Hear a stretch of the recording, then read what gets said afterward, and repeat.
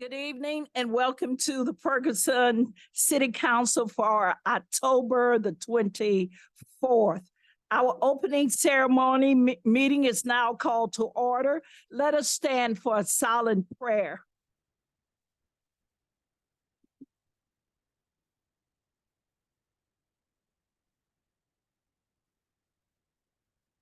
Pledge allegiance to the flag. I pledge allegiance to the flag of the United States of America and to the republic for which it stands, one nation, under God, indivisible, with liberty and justice for all. Clerk Pippen, could you please call the roll? Councilman Noah, Here. Councilman Palmer, Here. Councilman Ashby, Here. Councilwoman Robinette, Here. Councilman Lipka. Here. Councilman Nelson. Mayor Jones. A quorum is present. At this time, Madam Mayor, I would like to amend the agenda tonight to include for first reading Bill 7262, 7263, 7264, 7265 that were omitted from the agenda. is there a second? So moved, Linda Lipka. Are there any questions? And I'm not familiar with the bills and I'm not, you mean, is that, You can ask for questions. yeah, I mean, do we need to read them tonight? Is it possible we can just circulate them and understand the backstory on them? Because some of them are changes that kind of took me by surprise. I made a motion. I'd like a roll call vote. It allows for 2 weeks till the second reading, at which time it can be voted on or it can be tabled. You have a question? Well, I was just going to agree, but we can proceed. Well, No, and I Go ahead. apologize for not knowing. But if we read it tonight, we're not going to have time to discuss it tonight because we've got a pile of other things to do is my concern. But there is no discussion on first reading anyway. And so the first reading just sets the clock. But then, because, again, and Mike, no disrespect, a lot of this stuff kind of caught me by surprise because we haven't talked about some of it before. So, I mean, well, I just got the email today. I've been looking for it and looking for it and looking for it. It was not in my emails. So, and that is with the new language that the attorney added. New language, is that not correct? That's correct. There were some changes. There weren't any substantive changes to the bills that Councilman Palmer submitted originally. It's just our standard formatting for the bills. yeah, but so I don't understand the one takes it from car lots to car repair places. And the other one then has a 900% increase in what constitutes non-liquor stuff. So I just don't know anything about them. And if you're saying the process is we have a first reading today and it takes us 6 weeks to figure it all out, I'm okay with that, but I'm not gonna be ready to vote on it in next council session. No disrespect, I just learned about most of these things, last Tuesday. And I don't know the problems behind them that cause us to want to do these things. Right, exactly. Councilwoman Noah? Yeah, I would like to better understand what's the cause behind this. And, we just need more time, if we can have more time. Councilwoman Lipka? So I would say that we have time built into the process. The process is that these were presented. It was not Councilman Palmer's fault or problem that we didn't get the emails till today because he has proof that he sent them out 2 weeks ago. They're on the agenda. Apparently you have read them because you have your questions. So what I would say is that we have 2 weeks before the next council meeting for us to take our personal time to go through these. In that 2 weeks, whatever questions you have, you can pose those questions to whoever's going to have the answer for you. And then we come back with a prepared conversation at the next council meeting. That being said, we as a council of Ferguson, Missouri, take way too long to get things done. This has become a norm for us. We take 6 weeks, we take 8 weeks, we take 4 months. We table stuff on this agenda that's been tabled now for probably 7 months. Not 7. Well, we're close. But the point being, 2 weeks is the process that was built into all of this. That's what we should try and accomplish. And we should stop falling back on the norm of us taking way too long because we're used to it. City manager, interim city manager. Mayor, looking at all this stuff and reviewing it, we didn't get the email till the 18th. And then, we got the return from Tom late, I think it was late Friday evening. First off, that's why it's not on the agenda. The other thing is we do have some questions from staff on how it's gonna affect other things in the community. Just saying. Councilwoman Robinette. And that's, I mean, we have 2 weeks to get those answered. That's the process that's built in, so things can't be shoved in without people asking questions and having the time to get it sorted out. And there is discussion built in for the second reading. So, you know, we can, and at the end of that, if we want to table it, that's up to council. But I think that, you know, for first reading, I'd say I'm in agreement with the amended agenda to put them on for first reading. What, you know, I could, you know, my comment had been, you know, at one point, Nikita had proposed an ordinance to deal with grills, right? And I thought we'd kind of had a goal of kind of socializing things with the council before we took the time to commit attorneys' times to it and just understand the rationale for it. I mean, I don't know, and you know, we were looking at a car lot today and they were double stacked, which is referenced in your bill. But I don't know how many car lots we have that have that problem. I don't know if citizens have complained. I just don't know anything about the background. So I'm okay with doing the first reading, but I just can't, you know, we need to let the staff weigh in. I mean, how do we actually know how we enforce these things? I mean, you know, what does it mean, right? We say we go from 1,000 to 10,000 on the inventory. How do they enforce that? How do they enforce it now, right? And, you know, so we introduce all these questions in these bills and, you know, the staff hasn't had a chance to weigh in. And I'm not saying it's a bad idea. I'm just saying it, you know, I don't know enough about it right now to know if it's a good idea. So. We're gonna have a really robust conversation in 2 weeks. Councilwoman Noah. Right, I see an email. It's time 6:38 PM to DL from A. Carey, Lewis Rice. This is with the return of the bills Yeah, after they went today. through just today at 6:30. Mhm. Okay, just for clarity. I think we sent them on Friday afternoon. We got them I Thursday just afternoon. received Sent them this Friday. email today. Didn't get him. Councilwoman Nelson, you have anything? We just got a lot to discuss.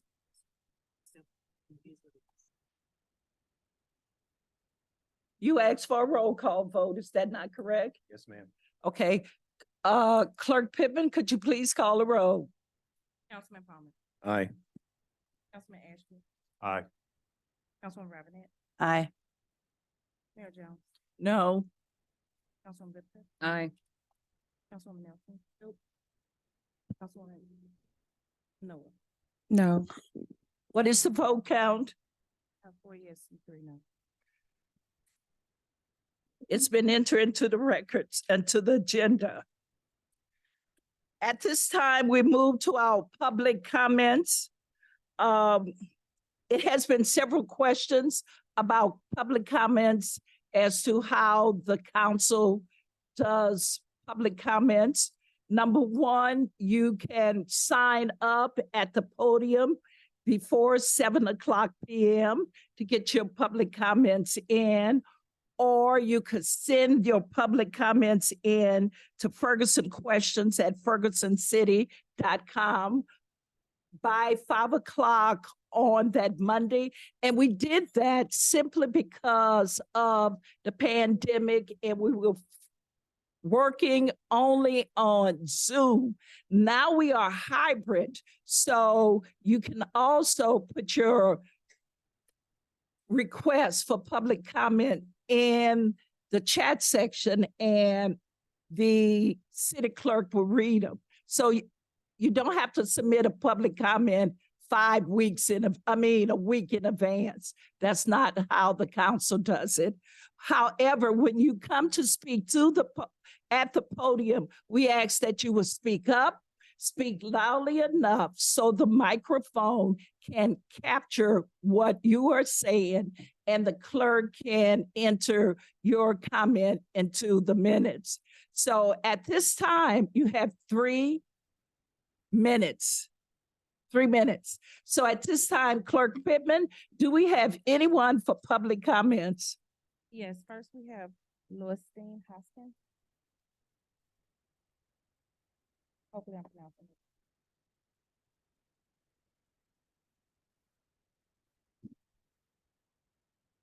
Okay, public comments are you expecting me to comment on something that you've been dealing with? No, it's your personal comments.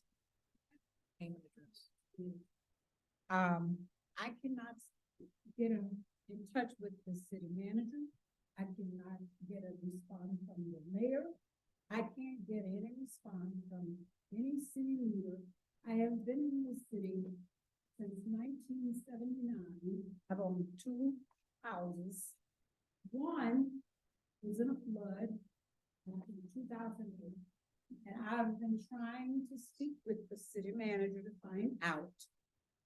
FEMA sent me a letter telling me that they will no longer, as of the flood, that they would not cover flood insurance. And that they gave me the option to sell the property in dispute is 6 Burdale Court. FEMA sent the money to Ferguson, and they held on it till 2013. They never forward money to me. The property is sitting there empty. They tore down all the others that were about, I guess maybe just as 19 houses. They tore down 2 of them. My house is still standing there. It's just been listed. It's on Decker, being sold. One of the city managers back in 2019 told me, I called, and he said that it's on record that I signed the property over to Ferguson, which is not true. I am asking the city of Ferguson for a report telling me what happened to my money. I agreed to sell the property to FEMA because it was in a flood zone, and they were buying it out at fair market value. I have all kind of literature, letters and stuff that I have gotten, and I cannot get any answers from anybody in the city of Ferguson. Now I own a second property, and the city of Ferguson is trying to sell me out to a fast food restaurant and possible car wash. They're trying to force me out of a second house in the city of Ferguson, which I am not going to agree to, and I'm going to go down fighting. But I do need some answers from the city of Ferguson about this property at 6 Burdale Court. It's listed as the owner unknown, some LLC. I'm not LLC, I'm Louisine Hoskins. And I purchased this property, I lived there until, as far as I know, it should still be mine.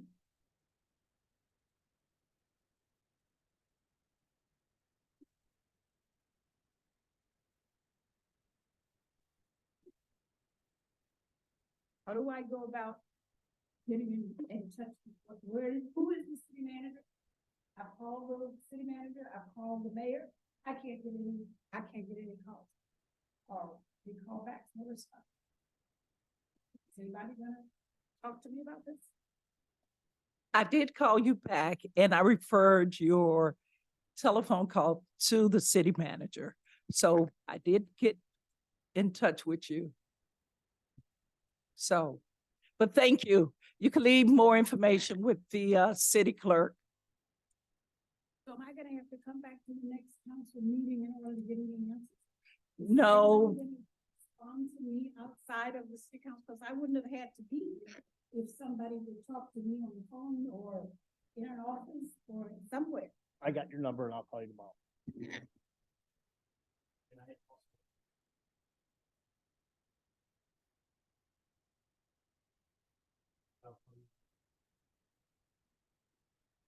Thank you, Ms. Hopkins. Maxine Palmer.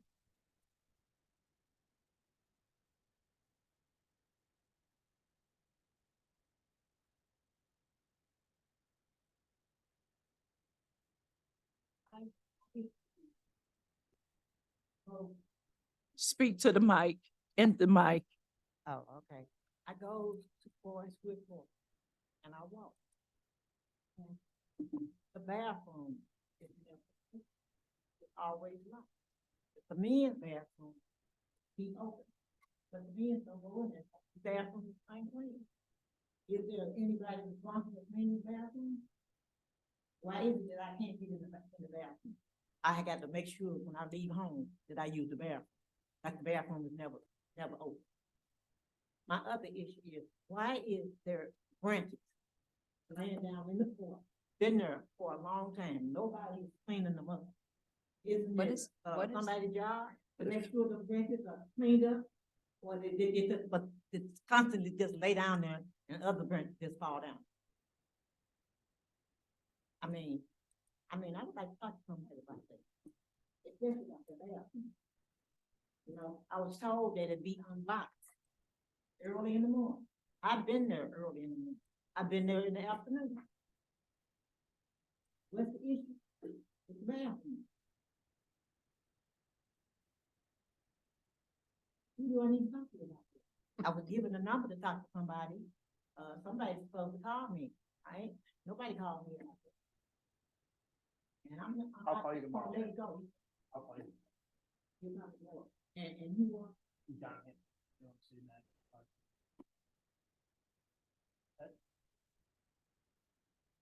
That's okay. Ma'am, when you're done, Corey Gilbert can talk to you as well.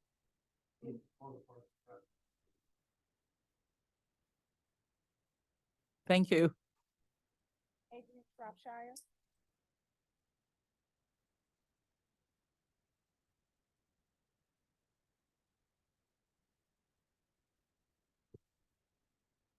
Good evening, council. Good Good evening, evening. citizens.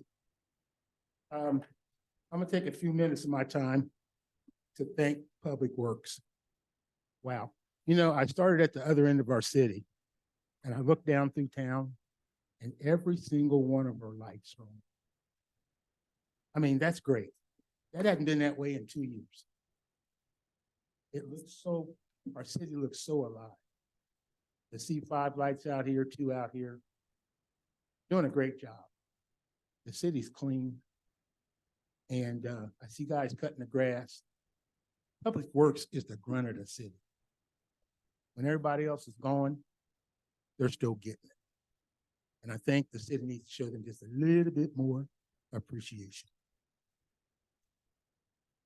Okay, that's it on that. I got some real big concerns. Our city and our neighborhoods are being redlined. When they bring people in, they rent them. 1911. I got 19 homes on my block and 11 of them are rented. And I get 6 calls a week to sell my home. 6 calls. There's things, the rentals are decaying our neighborhood. And I mean, they're decaying the neighborhood because they don't pick their trash up. They have 4 or 5 cars in the driveway. They don't care. I've been a renter before. 50 years ago, I was a renter and I didn't care. I care less about it. You paid the trash bill, fine. I take my trash out, throw it in the can. Nowadays, it is set. I think every landlord should assume the trash bill. I mean, there's a lot in town, Gun Decker, Oak Realty, Oak Tree, all of them. Anybody here doing business with the city should assume the trash bill for their properties. And there should be a moratorium on how many properties you can rent. Once your lease is up, sell them. Because if you want to see your city decay, let them keep putting rentals in. I'm telling you, 1911, 19 homes and 11 rentals. And when I moved to my street, everybody was homeowner. That makes me wonder, hey, if I can get 175,000 off my home, you got it. If I can get 200,000, you got it. Because every time somebody sells a home, it goes into rentals. Nobody wants to buy a home. People are paying almost $1,900 a month for a one-bedroom, two-car garage home. It is serious, guys. We have to do something about the rental properties that's coming up in our neighborhood. They're sitting, people sell their homes for good prices and then they rent them out. Thank you. And have a good evening, council. Thank you, Mr. Shropshire. Nick Cassoff. Good evening. Good evening. Before I start, I want to answer one thing Mr. Shropshire said. Landlords do have to pay the trash bill. I don't know how rigorously the city is enforcing landlords that aren't paying trash bills, but I can tell you for a fact, I get about a $1,500 trash bill. You do not have a choice. It's in the landlord's name and you pay it, whether it's vacant or occupied, that bill still continues. So we have that. What I am here to talk about this evening is, so the Traffic Commission has made some recommendations over the 2 years we've been meeting for some stop signs and other things. And nothing moved forward. And in conversations between interim city manager Hampton, Councilor Lipka, and myself, we found out that there's a process that requires that those changes go through the city engineer. And the city doesn't have a city engineer. The reason I bring that up tonight is because council is considering a resolution to award a $300,000 contract to the city's engineering firm. You caught that. Now, the median salary for a civil engineer in the state of Missouri is just over $70,000. So we could have a full-time city engineer handling the duties that we're presently outsourcing. And let's consider this. The outsourcing contract you're looking at tonight is for almost $300,000. And that's not even for all the engineering that we're going to need this year. So for that much money, we could hire 4 civil engineers, not that Ferguson would ever need. I want to suggest to the council, let's bring this expertise in-house. Let's have a civil engineer sitting at a desk in City Hall so that the day in, day out questions can be answered. So that when plan reviews require some engineering background, we don't have to go outside for that because we've got somebody right here at City Hall to do it. I know you add on vacation and health insurance, maybe it'll be $100,000, but still, you're about to consider a $300,000 contract.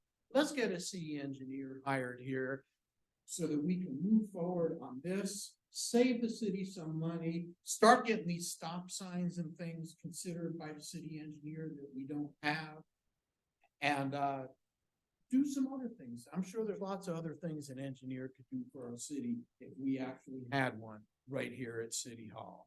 Thank you. Thank you. Alan Miller.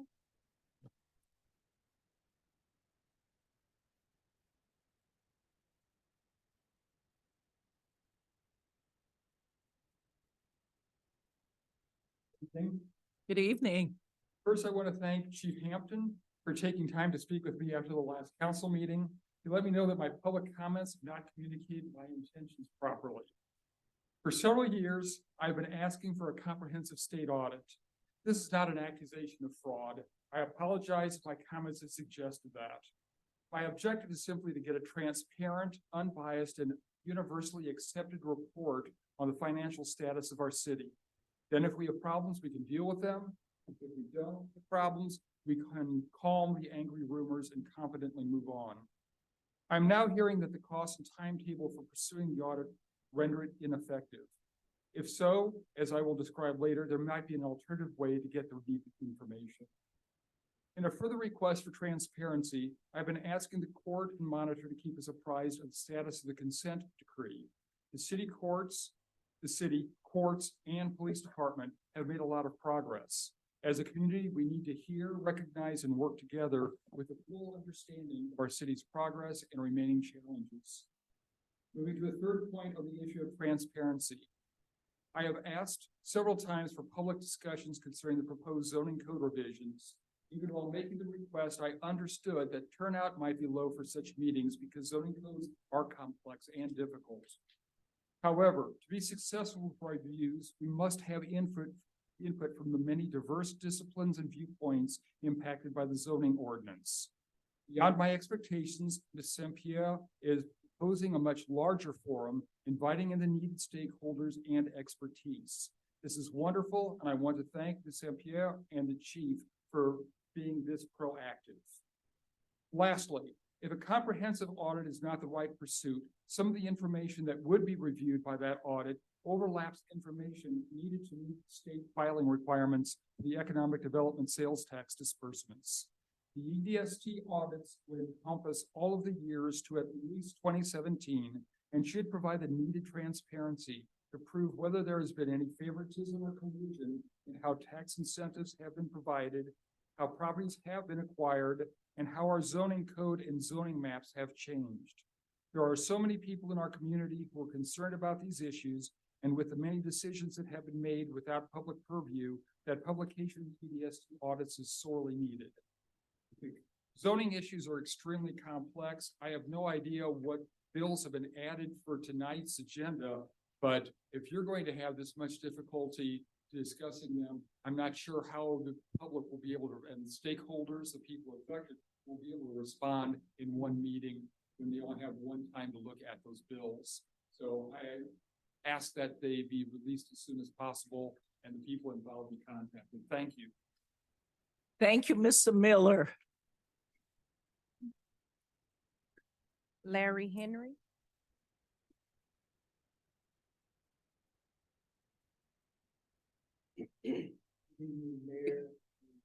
Good evening. I'm here concerned about my neighborhood where I live. I'm living right on the borderline, Berkeley and Ferguson, right down the middle. And my concern is speeding, stop signs, shootings. I made approach with the last chief of police about the gun casings right after in the intersection where I live at. I've taken him up there and showed him this is what 3 o'clock in the morning did for me. And I never heard anything else about it. You know, we have a whole lot of Let him shootings finish. in the neighborhood, all around the neighborhood. I'm sure the neighbors and people in different areas do the same thing. What are we gonna do about that? You know, and then another situation is that we still have a leash law for your dogs, walking them, you know, picking up behind them. I got a couple of neighbors that comes right over there, you know, with their dogs and like, wow, really? You know, and I don't want to get into no argument. I try to be like nice and talk about it, you know, and I get a real big issue about it. So I just stopped saying anything, you know. I just go out there and do what I gotta do. You know, paper, you know, I see people come up and down the street, they throw their trash out in front of your house, you know. I would like to see something done. You know, I hear a whole lot of conversations, but when are we gonna put something in action? You know, I used to be the acting captain when I moved to where I was at, to Ferguson. I've seen it all, I've heard it all, and I've done a whole lot to try and take care of the situation. But it comes back to me with a whole lot of questions that, can I borrow your this or that, you know, for your information? What are you gonna do? I think something needs to be done. I hear too much. You know. I talked to Mr. Blake, hopefully in the near future we get a chance to talk, you know, about, you know, speed bumps as well. You know, I mean, they be flying up and down my street like it's a racetrack, and they have went through the stop sign. I talked to the neighbor over in Berkeley about his daughter. I said, what is it gonna take for the way your daughter runs to the stop sign all the time? You know, I've seen a little girl years ago get hit by people speeding going west over to Berkeley. You know, what are we gonna do about this speeding situation? Thank you. Thank you. Henry Jones.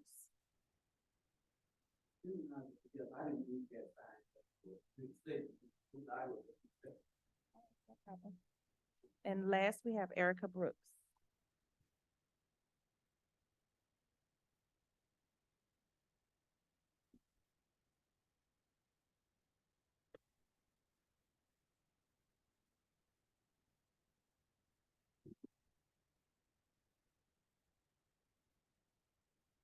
First, I want to, thank once again the city and also all the different entities that made it possible for South Day to be done.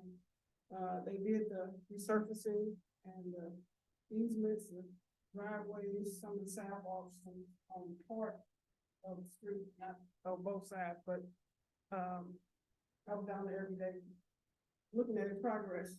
Because I know that the bus stop, as well as that bus was essential in making that, funding possible for that street.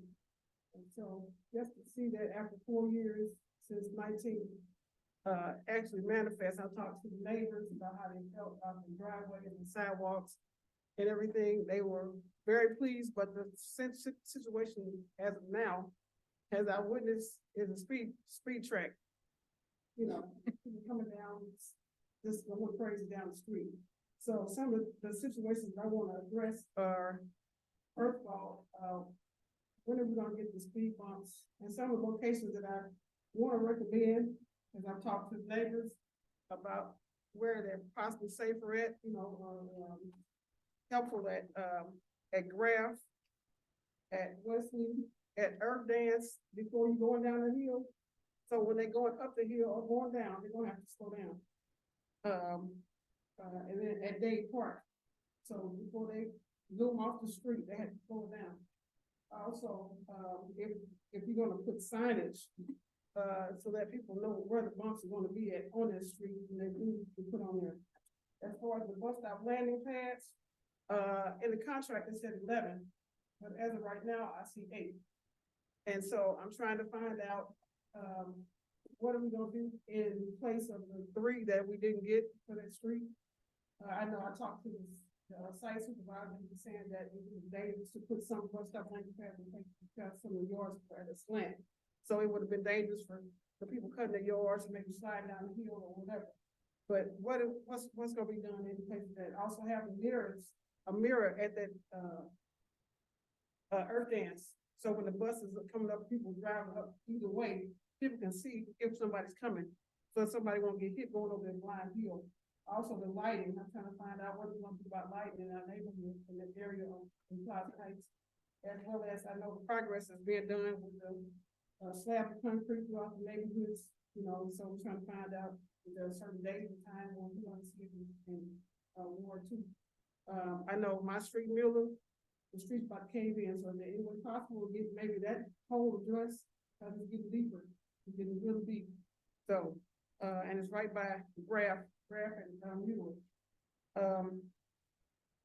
That's pretty much it, speed bumps, lighting, the mirrors, and, so thank you for making those, resurfacing a reality. Thank you very much. You're welcome. Thus, in the reading of the public comments, we move to the manager's report. Interim City Manager Hampton, could you please give us your report? Mayor and Council, it's a pleasure being here tonight. I have a couple staff members I want to introduce. The first one I'll bring up is John Hughes. He is our new finance director. Let John talk a little bit about himself. Welcome, John. Thank you. Welcome. John Hughes, hometown kid. Got my undergraduate at Maryville and an MBA in professional accountancy at SLU. I got out of there and went into public accounting. I was an auditor, did financial statements and tax returns. I got a job at a family-owned group of companies in South City, and they had, I think, 4 different entities. So I did the monthly financial statements for all their companies and the tax returns and the owner's tax returns, and had a good time there. And then I went to a not-for-profit, and then I went to government. So this is my second government job, and I welcome the opportunity to succeed here. Thank you. Yeah, You. Mayor and Council, while John's up there. We, as John started Monday, I'm gonna ask for a 15-day extension on the CIP and getting it to you. Just because with him starting Monday, we want to make sure that we're not being rushed and it's well put together for you. Also, we're gonna be bringing our budget amendments in December for this half of the year. And then a financial report John will give in January, an update. Thank you. Thank you. Welcome. Welcome. My next contestant. I'll bring Rachel St. Pierre up and she can introduce her employee.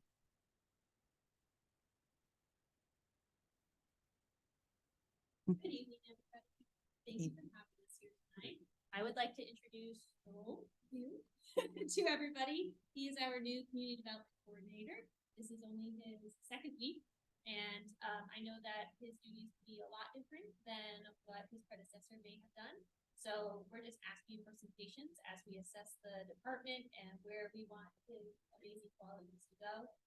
If you would talk to him, you'll find out that he is just a ray of sunshine and you're just gonna love everything that he does. Joe, Hi. How you guys doing? welcome Thank you. again. I hope to live up to the hype that Rachel just set forth. But yeah, so I'm originally from a small town in rural Pennsylvania, railroad town, actually not much bigger than Ferguson. I did 2 years of AmeriCorps and then went to WashU for undergrad and where I studied public policy. Then did my MBA in Brandeis up near Boston. Yeah, came back. I started working with the county in community development, and so I'm excited to kind of be at the local level, and work with Rachel, and see the growth of the departments. Thank you. How long were you with the county? I was there for almost 2 years. St. Louis County? Yeah, actually working with CDBG. Oh, really? Awesome. Thank you. Rachel, while you're here, can you go ahead and explain where we are with the housing, with our notices and what will happen next, please? All the dangerous buildings. So if you had experimented with OpenGov, there is a way for you guys to view all the public records online. And on the 30th of this month, we have a slew of properties listed for an administrative hearing in front of Chief Hampton and our attorney as well as myself. That will be held here at City Hall at 4 p.m. on that day. And I think we have between 38 and 52 properties, I believe. And they have had their 30-day notice. And then they've had another 21 days after that to let us know what their plans are, or if they've sold it to their grandmama. So we have one more chance for them to voice their opinions on the remediation that they want to do with their property. Or if nobody shows, then Chief Hampton and the attorney can discuss it, and they can either grant them another 30-day extension if they say, oh my goodness, I forgot, and let me do all these improvements real quick. And if nobody shows up, then we can go forward with the demolition process. Through the demolition process, we've heard, not necessarily structures that we're working with, but just people in the area that have been doing demo. It's taking about like 4 to 6 weeks to get the utilities turned off. So there's a lot of work that goes into demolishing a structure prior to actually having anything on site. So there's a lot of times that you might not see any action for several weeks until all of a sudden you look back there another week. What date did you say that was? I'm sorry. The 30th of this month, 4 p.m. here, right? 4 p.m. Thank you. Mayor and Council, at that time, that's my report. Yes, Councilwoman Noah. Thank you, Mayor. Is the hearing for the Versailles still happening on November 7th? And what time? Rachel, what time is that? 2 or 3? 3? 3. In person and Zoom or just in person? Yeah, they'll be on Zoom, but we'll be in person. Okay, 3 o'clock on November 7th. But we'll do that here as well. Thank you. Thank you. Any other questions for the city manager? We will make sure that Zoom link is on the city website. Okay, thank you.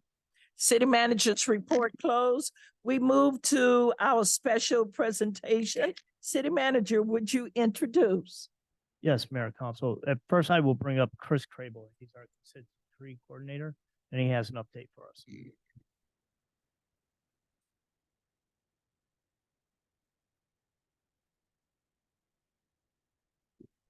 Good evening, Mayor and Council. Good evening. I was able to give a status update last week to the judge, Captain Perry. And I was going to just share some of the highlights from that report and some of the feedback we got from the Department of Justice and the monitor. So I have a couple minutes here, but we'll just kind of go over some of the highlights that we discussed last week. So the first thing that we talked about was we have several positions open in our police department, including full-time and part-time police dispatchers, a police dispatch supervisor. We have police officer positions open, a public information officer, a training coordinator, a captain of administration, and a deputy chief position open. We are doing interviews for some of those positions. Some of those positions have been continuously open. We're just have kind of open recruitment on those, but we are actively working on getting those filled. The next thing we discussed was policy and training updates. In the realm of policies, we have been making progress. We have submitted the limited English proficiency policy and the citation review policy to the Department of Justice. They have provided feedback, and we're working with our city judge and prosecuting attorney now to kind of finalize hopefully the last back and forth here before we post it for public feedback. The next thing we've been working on, what we have submitted, we have started to submit the police training officers or the PTO program to the Department of Justice. We did have a little bit of a technical error, but we have corrected it, and we'll be sending it back to them again with some of the revisions. But I think some of the people from the training committee are here tonight. They've been working really closely. We've all been working closely together, and we've been really kind of powering through the PTO program. It was a lot to digest for me. I think it was a lot to digest for them as well. But we are working through it, and we're meeting later this week, and hopefully we'll be able to get everything done with the PTO program so we can submit it to the DOJ. So we're really close on getting those kind of the first stage of finalization before we kind of move on to submitting it to the monitor and actually start doing these trainings. And we've also submitted the correctable violations policy. The monitoring team has approved that. So we'll be ready to kind of post that and move that on to the next phase. So correctable violations for the police department have been submitted and completed as well. So, and then moving on to the consent decree project planning. I'm still working on creating that 2-year plan or what's happening next with the consent decree. We have a lot of smaller, what they were calling low-hanging fruit that we've been working on now, but it's been a task of mine to kind of really plan out the next 2 years and breaking down some of the specific nuances of the consent decree. So some of those we've started to a little bit of background. So the city, I think last time I gave a presentation, kind of discussed how we were trying to create like a public portal for citizens to review where we're at with the consent decree. We have completed the server updates internally. So now we'll be able to implement like Office 360, and we'll be able to kind of create the website that will kind of automatically feed off the information that we're plugging in. So we'll be able to kind of do live updates to the city website. I'm working with a team to kind of get that page created. I think last time I was here, I discussed that we've been looking at other cities like Chicago or Puerto Rico, or maybe even Louisiana and Baltimore, that they have the public portal. So we're trying to create a hybrid of, Chicago's portal is too big for our city. It's too complex, but maybe Puerto Rico's simplified and it's a lot more user friendly. So it'll kind of show citizens that we're in the red here, we haven't started this. We're in the yellow, we're kind of in that implementation phase, or we're in that back and forth phase. Green means we're good to go and it's being rolled out, or it'll show kind of like a percentage of where we're at. So that should help with the transparency and clarity of where we're at with the consent decree. I'm also working on doing an annual report. So part of the consent decree is filing an annual report within 60 days of the beginning of the new year. So it's not something that we've done before in the last 8 years, but it is something that I'm working on. I've already started the annual report. So that should also help provide some transparency. And the monitor just gave the judge her 6-month report, and in her report, she used kind of some graphs and some kind of matrix to show kind of where we're at in progress. So I'm gonna steal her idea and kind of plug that into our annual report as well. So that should also provide some more transparency and show people where we're at, what we're still developing the software and the website to kind of be up to par. If you looked at the website recently, the crime dashboard, that's back up and running.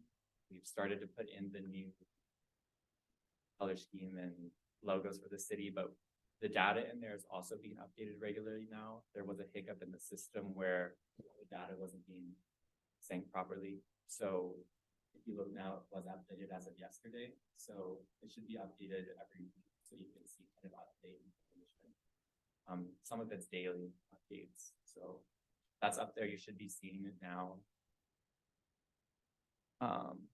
Some major projects that I'm working on, or that we're working on with the consent decree,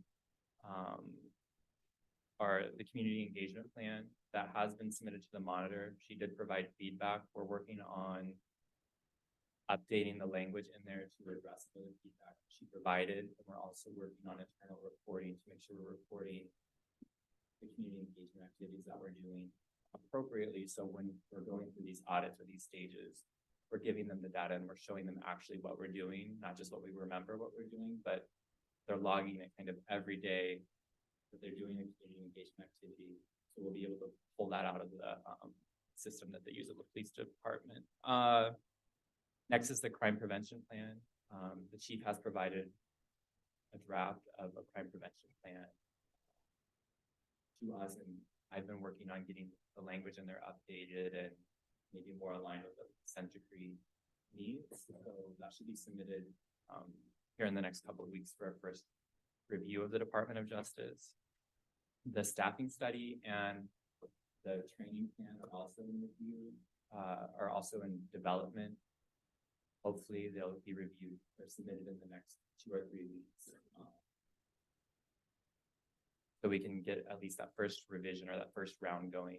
It was submitted a few years ago. They didn't like it, so we kind of scrapped it and started over. So hopefully that will, we'll get a little bit more constructive feedback on those, and we'll be able to move forward with some additional, those areas with the consent decree. The last thing I want to discuss is that, you know, the police department has to do small group dialogues with the community, and every police officer has to go, it's part of a requirement of the consent decree for the police officers to sit through those dialogues. I was trying to get one done. I think I mentioned last time I was up here that we were going to do one this fall. It just isn't working out as I expected.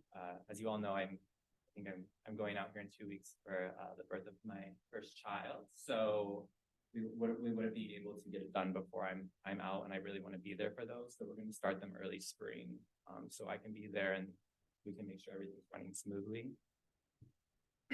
And speaking of me being out, while I'm out, I'm going to be taking a couple weeks off, but after that, I will be coming in and just doing a couple days here and there while I'm out on that one day to make sure the projects continue to go. I am developing, you know, that 2-year plan, so the departments and people know exactly what they'll be working on while I'm out, and then I'll be able to do some reviews and things whenever I have free time, whenever that comes up. So while I'm out, the projects will still be continuing. The work will still be going on. People just have to make sure they're doing the tasks that we've assigned. So, and the only other thing, I promise this is the last one. We are in compliance with the comprehensive amnesty program with the courts. So That's something that we've been working on for a really long time. We are in compliance. The courts, after we get these two policies done, we should be in that stage of substantial compliance with all courts materials. So we'll start going into audits and reviews for the courts specifically. Hopefully after 2 years, that'll be kind of dropped off the consent decree. Bravo.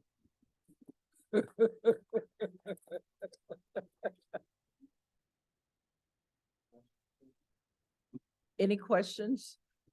Thanks, Chris. Councilwoman Noah. Sorry, Mayor. Thanks, Chris. On the for the update. Do we have a date yet for the next status hearing? We don't have a date yet. It's Okay. about 3 months from now. So Okay. probably right time to get back February 18th or whatever that Tuesday is that week. Thank you. Thank you. Okay. Thanks, Chris. Next, I will call Corey Gilbert up, the Weiss Group.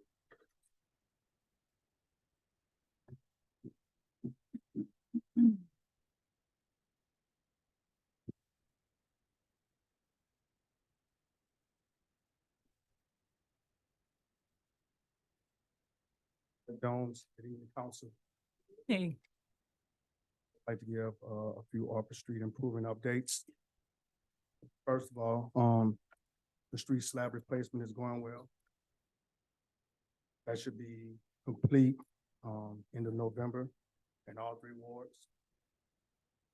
Also, after close evaluation of the asphalt streets in each ward, I have identified several streets that falls under the category of very poor condition. All right. I put together a spreadsheet of those streets. I submitted that spreadsheet to council. I also submitted that same spreadsheet to Weiss Design for evaluation as well. They agree that those streets should be top priorities. Right? A lot of those streets need more than just a mill and over. That's when Weiss Design comes in with their expertise. All the things that I can't see with my eyes. They all ready to be, hey, a mill or overlay. We passed it on some of those streets. We passed chip seal on some of those streets. Some of those streets need to really be done. So like I with their expertise, like I said. Yes, it's more streets that needs attention. We just have to keep plugging away. Coming up with funding, things like that, going after grants. I'm gonna continue doing my job. I'm gonna continue evaluating the street. I'm gonna continue identifying. At some point, I'll be done. Brendan from Weiss Design put together a short presentation with photos supporting all of the why we select those streets on their spreadsheet. Exactly on the streets should be top priorities. Any questions? I'll be glad to answer those. Thank you, Corey. Good evening, everybody. How are you guys? Good evening.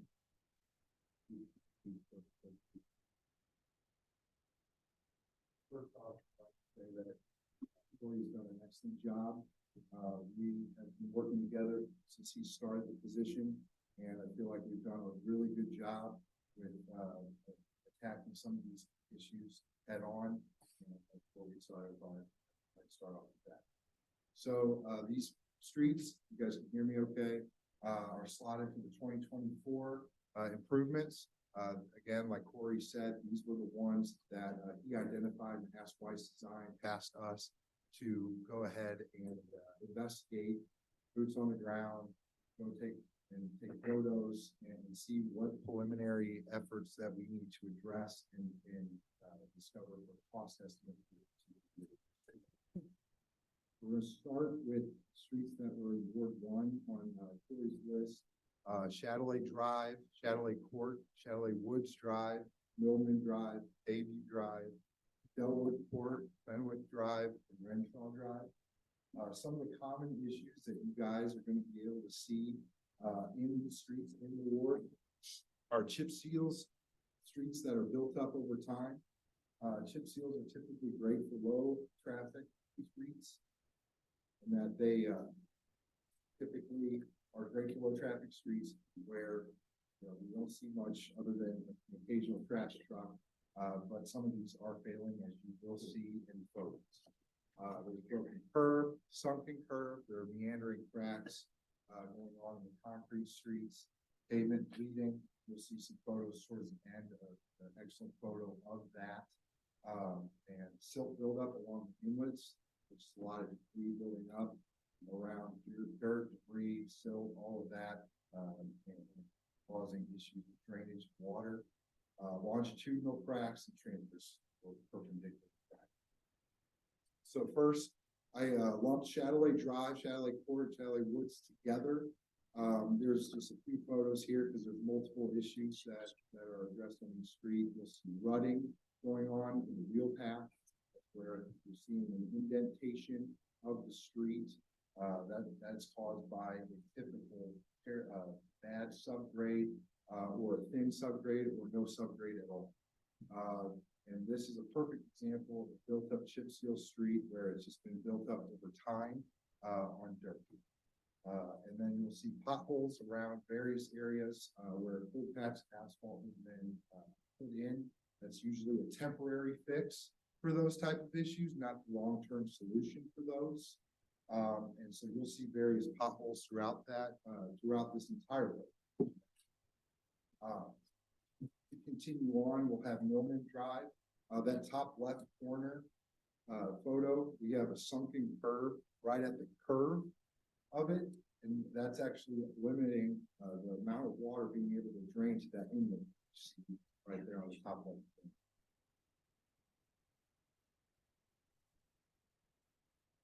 Other pavement issues, some examples on Bayview Drive and Bayview Court. This was lumped together because of the short distance of Bayview Court. We figured that it would be best to take care of that one as well, since it's such a short distance, like 300 something feet. You'll see transverse cracks. This is an example of a concrete street, an original concrete street that was built up with an overlay, a thin overlay.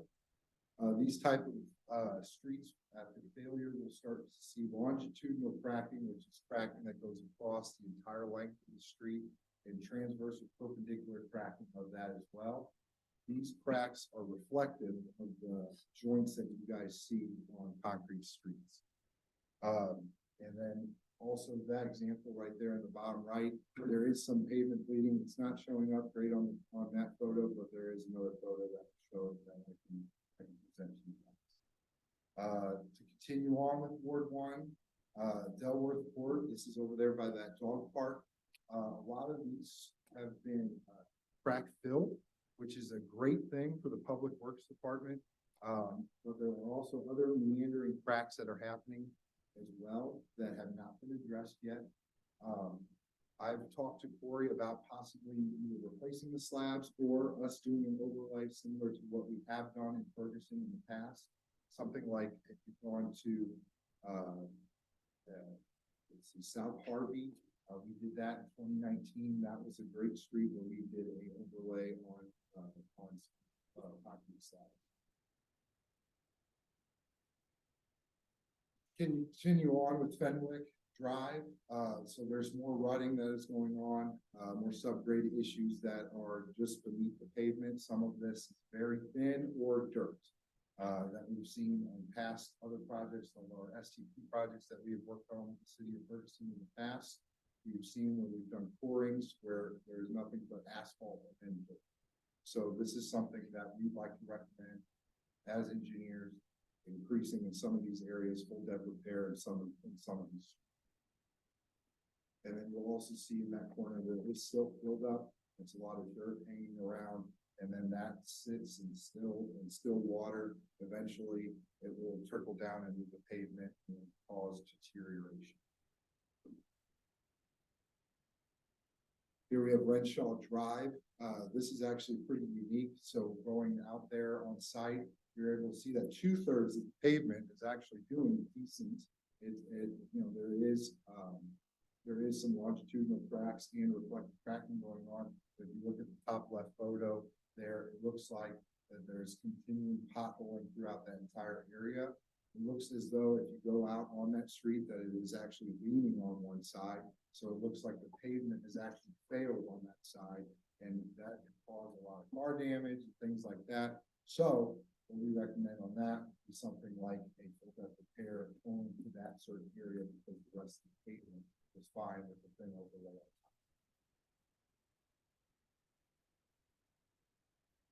We move on to Ward 2. Ward 2, we have Olympia Drive, Jayling Drive, Warfield Drive, Warford Avenue, Thurman Avenue, Louisa Avenue, and Old Hereford. Common issues that we see are the same ones that we saw on Ward 1, except for you'll see more alligator cracking showing up. Alligator cracking is where the pavement has contracted and then expanded over time, eventually crumbling down, and usually that happens with a thin overlay. So to move on with this, Ward 2, Olympia Drive.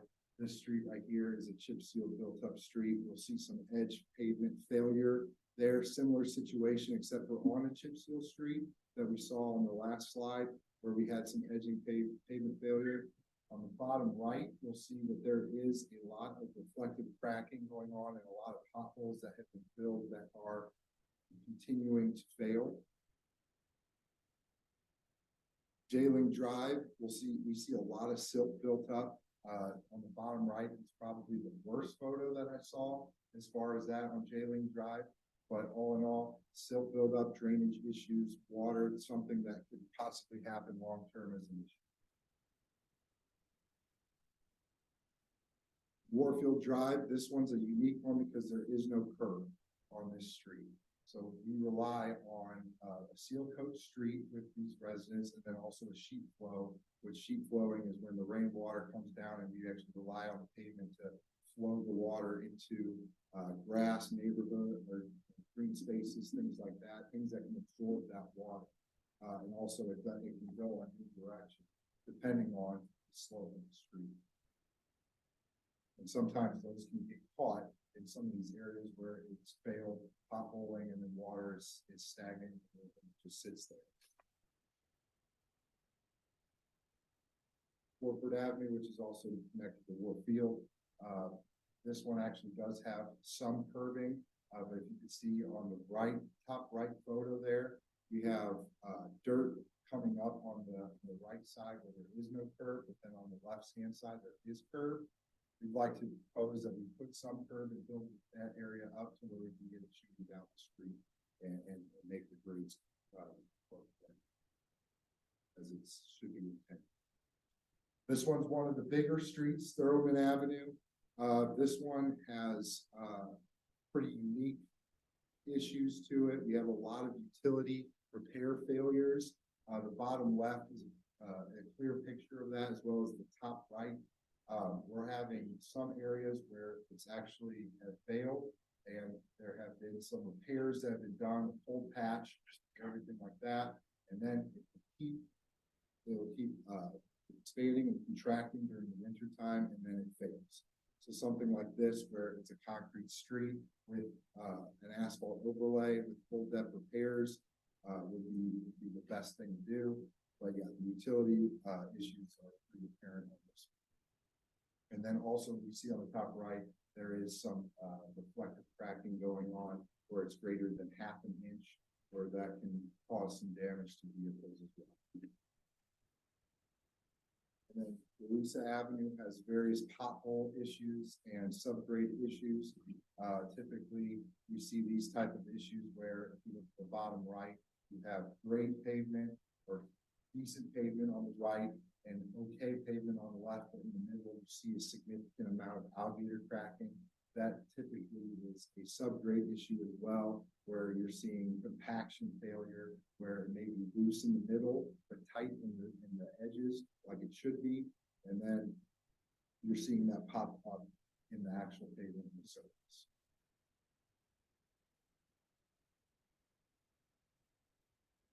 The Old Hereford is one of the shorter streets on this one. Something that can catch everybody's attention is that top right photo. where there is some vegetation growing, where there has been some drainage issues, where the water is not actually getting to the inlet. It is actually having some silt, dirt, and grime built up. You can actually see the grass growing on it, and then slowing down the progress of water. You also see some of the chip seal being paved on the bottom right of the old curve, and it's actually breaking right at the edge. So then you're having your chip seal crumble at the edge of the pavement, and water can seep through. And then Ward 3, similar issues with those, with all of those, but to go down the line that were selected: Meadowcrest Drive, Ellison Drive, Randolph Avenue, Ruggles Road, Weigel Drive, Marvin Avenue, and Camden. Some issues here: complete pavement failure. One of the photos here on Meadowcrest is something on the top left corner that you guys would want to pay attention to, because it has about everything that I've gone through up to this point. So, if anybody needs this PowerPoint presentation, I'd be happy to send it to you guys after the meeting to review the photos. Complete pavement failure. There's utility repair issues. There is broken curb. There is silt buildup in the bottom right corner of the photo. There are potholes. It has just about everything: an uneven riding surface, and can be dangerous to. There's also reflective cracking variously throughout, where you have longitudinal cracks and those cracks through the street. Ellison Drive, pretty unique situation with this concrete street with an overlay on top. It's actually the curb by the inlet, as well as the slab by the inlet, had failed and had fallen and had sunken down. At first glance, you can say, well, it's slanted and that it can drain the water out. You're actually seeing in the corner there where some of the asphalt has actually withered away, to where you can see the concrete coming up, or concrete showing up at the bottom. So you're actually seeing a lot of drainage and water actually being caught by that. Then you have some silt buildup as well over on one side of the curb, where maybe some of the pavement has sunken down over to the left.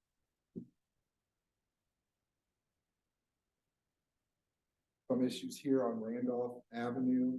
This one's also Chip Seal Street. You see some concrete popping that have happened on the broken curb. There's small little tiny cracks. When it was poured, it must have not been finished correctly, where large vehicles and pass-through traffic has run over it and exposing it. Some of its weak points. There have been rutting. There's rutting in the wheel path created from just over time vehicle usage and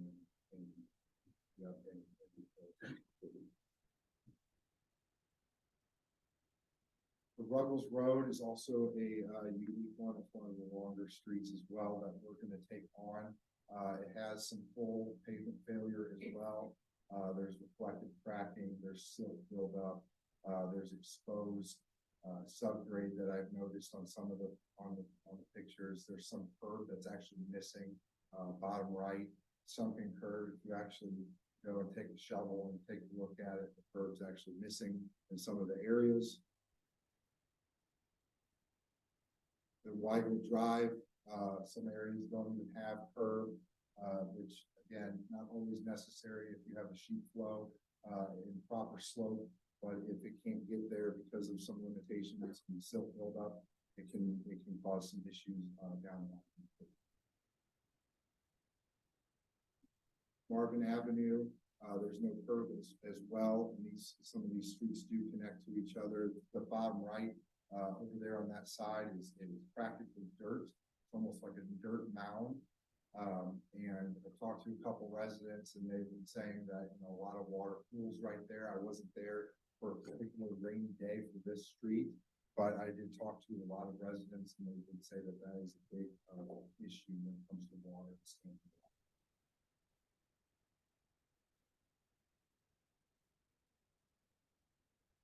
And lastly, here we have Canfield.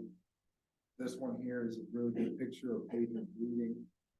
Pavement bleeding is where you have water that is underneath the subgrade as well as the asphalt or concrete pavement. And then there's a pressure buildup. And over time, that water has somewhere to go, and it's usually up when the water, when the subgrade and soil cannot take that water anymore. So it has one way to go, and it's usually up towards the pavement. And you see this quite often in a lot of these city areas. We also see over there total slab failure on that bottom right side. The slab in the middle of the pavement has broken up into probably 8 different spots. And the photo doesn't do the justice on this one, but watching some of the streets, there is basically not a speed bump, but a divot into the pavement to where there is some shock absorber.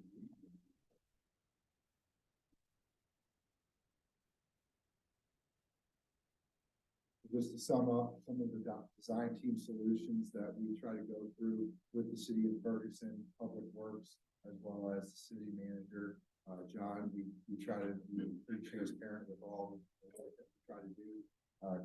Concrete curb replacement, reconstruction, and concrete construction when the curb construction where John is present wasn't necessary, because some of the times we may not need it, but sometimes we do. In some of these areas, we possibly could need it, and that's very important. Asphalt milling where it is necessary. Some of these streets that are chip sealed do not have to always be. There might be some pulled up pavement layers, but if you take away that chip seal, that's about the only base that's there. So if we put in some type of structural asphalt or fiber reinforcement, it usually turns out to be pretty well maintained over time. It increases the pavement life. Creating construction specifications to hold the contractor to a standard. I've worked with Corey for a long time on this. With our specifications and working with projects on the STP level with MoDOT, we hold everything accountable to the MoDOT standard spec, and we do a lot of inspections with MoDOT, and that's typically how we hold ourselves to standard across the city. We create street-specific plans, just like going through doing these cost estimates.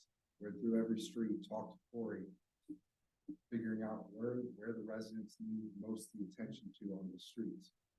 And then as well as construction, inspection, and material testing. We want to make sure that we hold the contractor to a standard, like I said before, and also do material testing, whether concrete strengths, that strength standard, so it'll hold up over years to come, so the city doesn't have to replace it again for quite some time, for maybe 25 years or so, or inspections as well as far as tickets go. Where is it coming from? Is it coming from the place we specify? Things like that. So that's all I have, and we're ready to open up the questions. Any questions?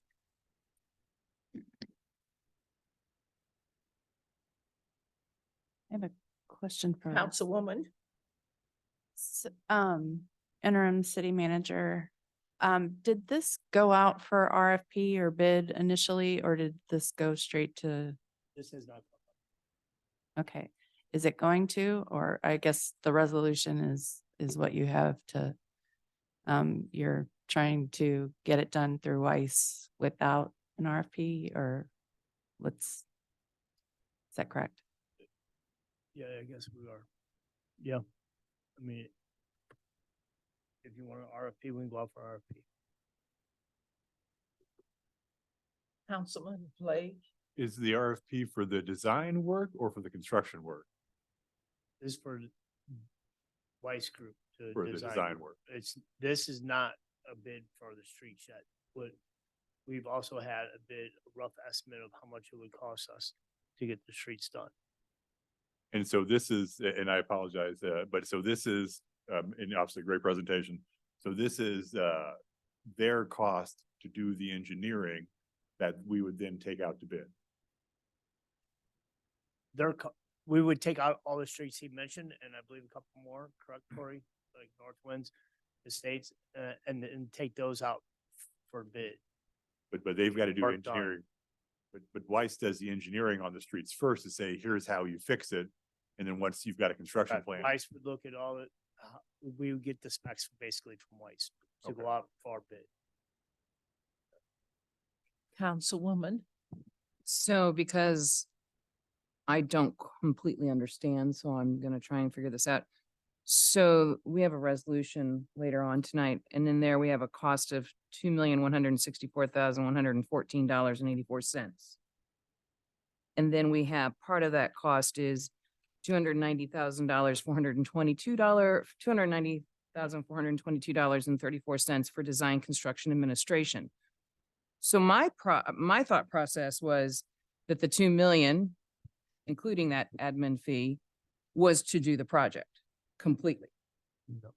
We still have to up. 90 was the cost of Weiss doing the Excuse me. design. So Sorry, it's not 290, what? not 290. It says here, design construction admin fee, 290,422. So that's a portion of the We 2 gave, million. we gave a new, cost. It's 255.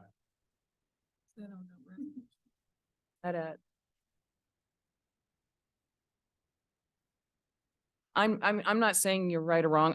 And I'm not saying I'm right or wrong. I'm just going by what I have in front of me. So Yeah, court, we do not have the updated Oh. copy. Okay, so is that on yours or mine? So Okay, wait a minute. So if you go back. All right, so so it says 290. they say in the construction engineer and administration fee. Right here, total civil design and construction engineering fee, right? Mm-hmm. 290. 422. Mm-hmm. Okay, and then you go down to the breakout and you look at it, it's 290, 422. That's what I said. Mm-hmm. So, But you have an administration fee here of a $112,421. so I, The original one, 90 was based off of our original cost estimate to do, design, bid documents, construction administration. Section. But then after talking with city. This is for 5.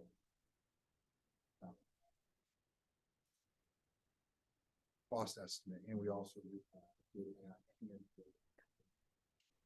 top of my head, I don't know what street that was. Wow. But we did, add in. so, okay, getting back to my question though. So my understanding was that the total cost, the $2 million cost is for the whole project. In a bundle, tied with a bow. If we approve this, this pays for every single thing that's listed in here to be done. Is that correct? correct, but it will come in, when it goes out for bid, it will come in cheaper than that. So this is your upfront best guess pricing right now. And then you'll send it out for bid in your own realm of the world of the universe. And then your people, your subcontractors will come back with their prices. And so you will either tell us what their prices are. If it brings your overall total price down, then we get a lower price. Or they come back with a lower price and we don't know and we keep this price. We go off to public bid, which is the plan. Mm-hmm. We go off to public bid. Plan holder list, everybody who's send it out to, the contractor who's doing construction is not gonna be our subcontractor. Mm-hmm. We are just, we're soliciting bids, and we are creating plans and specifications to hold that contractor accountable. And then what we'll do, we'll go out and bid, and then we typically, in those prices, where our, not just best guess, but what we have in the current pricing realm right now, based off the prices of South Dade, prices down in Forest Road that we gave Frost and other projects that we've done in the St. Louis area. And that's usually with the 10% so markup. That way we do have some, well, to where it's expectations for unexpected things that happen. So basically the pricing's based on your most recent experience. And then as far as you subcontracting, maybe my wording isn't correct. As I said, I'm not in this industry, but so it sounds to me like you're more of a broker. You're brokering different subcontractors to come in and work the project. But I guess my question is, and I think I'm hoping you guys have answered it. So this is the overall package price of this project. It could come in lower. It won't come in higher. It's not coming, or it should not come in, but it possibly could come in low. And based off the things that we have seen, especially with like various CDBG improvement projects that we've done as of this year, the project came in at $140,000 under budget. That way we were able to attack more streets and get more slab. okay.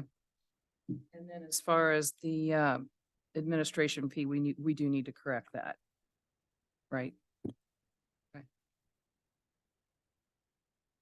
Councilman? So the bill the resolution we're voting on tonight is a resolution to authorize Weiss as the engineering firm, correct? And then once Weiss has done that engineering, that will become part of the request for proposals, and that will go out for bid. And Mike, so your question is, have we put out engineering services for a public bid? And I think the answer is no. Yeah, as far as I know, the ARPA-related pavement improvements have not gone out for bid for engineering, as far as I know. And is there a reason that and I know we've got a long-term relationship with Weiss, so I'm not questioning it. Is there a reason we chose not to go out for a public bid on the engineering at this point? I chose, speaking with John, I chose not to go out for bid on it because of the long-lasting relationship that I have with Weiss, that the city has with Weiss. They help me with numerous things, as far as CDBG funding. It's a lot of times I call on Weiss Design and at no cost, you know. So that was one of the reasons why I said, hey, they're already doing this. Let's just continue for this one. And do we know how much we spend with Weiss every year? Is that a curiosity? I don't know. Yeah, that could vary. I can get you those numbers though. Because you know, this year we've done more work than we have in the last 3 or 4 years combined almost, you know, so but Weiss has only been involved with Dade Avenue and then not the slab replacements, but it would be with this. And I would also say though too, Blake, Weiss has been involved for like 20 years or so that I know of in this community. So it's not just Corey, it's everybody before Corey as well. Well, and I guess my next question would be, if we were to send that out for public bid, how long would that add to the process? And would that slow us down through this building season? I mean, you're looking at 2 weeks, probably, right? Correct? 2 weeks for go out to bid. Probably maybe a little.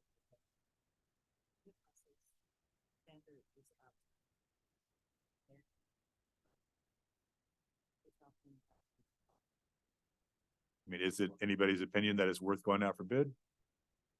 So if we went out for bid now, say 2 weeks from now, maybe 3 weeks, if we get out this week, we may be bring it to you in December. Because we have one meeting next month and one meeting in December. So I think the meeting in November is the 14th or something like that. I'm not 100% sure. But to ask another question, I mean, what would be, whether we put it out for bid or not, you guys, this kind of work, you're not in that work season right now. I mean, we're getting ready to enter into winter. So when would you actually be actively doing this work with your bid process and your review as well? I mean, yours is already built in there. Of course, so what would happen is take us roughly about 8 to 10 weeks to get the package together, as well as design drawings together and submit it to City of Ferguson for approval. And then what I recommend is, as soon as we get that approval, going out to bid this winter, because we do get really good prices during this time frame, especially those contractors who like to fill out their schedules for the 2024 year. Mm-hmm. That way, as soon as you guys have approval of final drawings, plans and specs, and we can go out to bid, then we'll probably go in for 4 weeks after that to get the contractor involved in 28 days because this is such a large chunk of work. That gives them plenty of time to go through the numbers, ask questions to us, the engineer, and then bid date would probably be sometime this winter. And then after that, we would proceed with a notice to proceed from the city sometime in the spring, whenever the weather breaks for that asphalt contract. Councilman Palmer. I'm of the opinion, just personally, that we've used Weiss a long time, but we don't know what we don't know. So they very well may be the lowest bidder, but we don't know until we try. So I'm of the opinion that we should put it out for RFP to see, what other interest there may be in the project.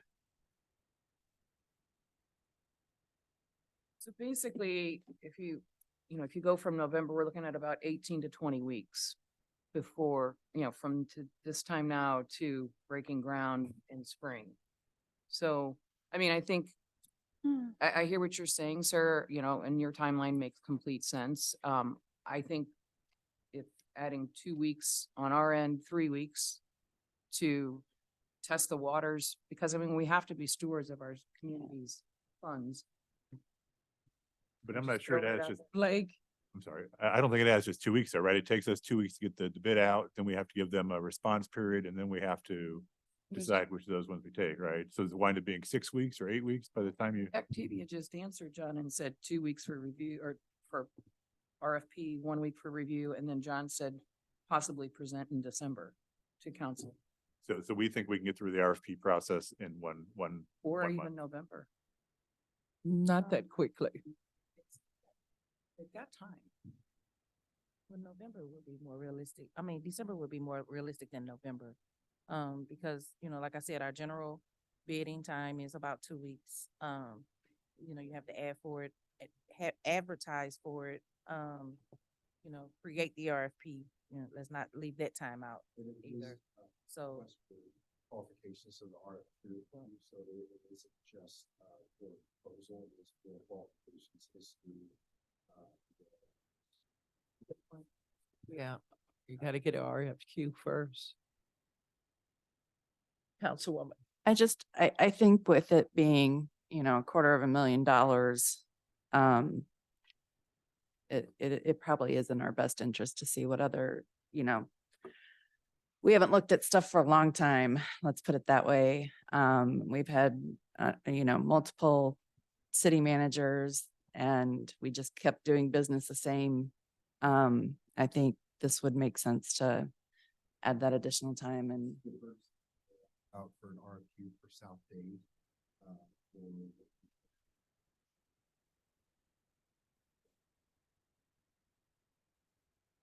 Those were all STP projects that got the.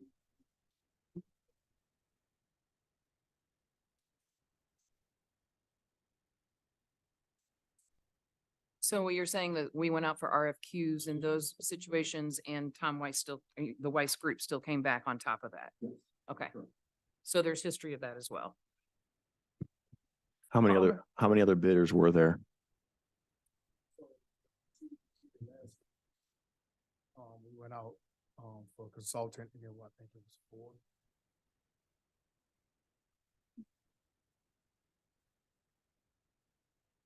Blake, then Noah. Or you go, ladies first. Just right quick, I would just like to add, with that being said, as long as we're going out for bid with the streets, as far as the construction, at this point, I would be okay with moving forward with.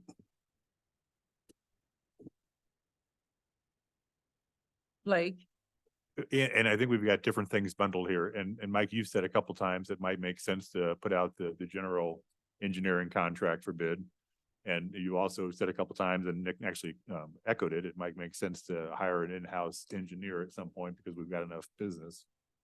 So I don't know the answer to this. I guess my concern is that we put it out for bid. It's not going to be a 4-week process.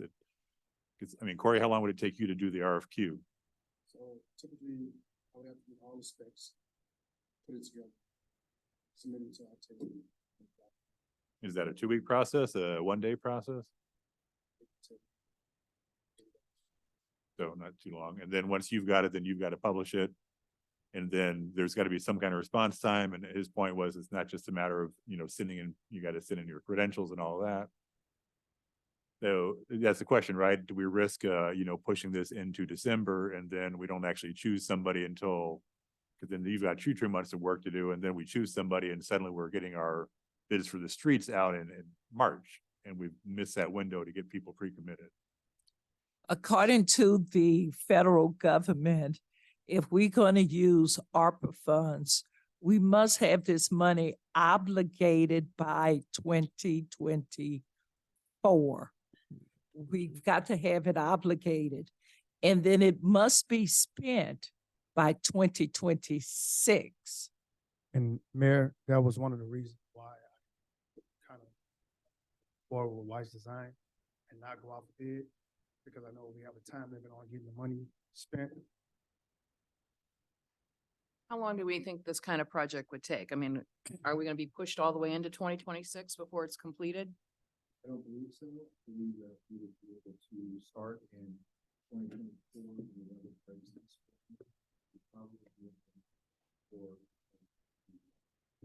So basically, to answer, the mayor's concerns, I think if we did put this out for bid, we may be adding a month, maybe 5 weeks, but we're also being good stewards of $250,000. So if we add 5 to 6 weeks to this, and we're just pushing it out a little further in the year, we're still getting it done within 2024 with obligated funds, and we're still completing before 2026. So I think these barricades that we're throwing up, we can work through. Yeah, I just, my concern is that if we take it out for bid and we take it from 250 to 225, we save $25,000. But then if we lose the window for the 2.1 million for the streets itself, and that's a 1% differential price increase.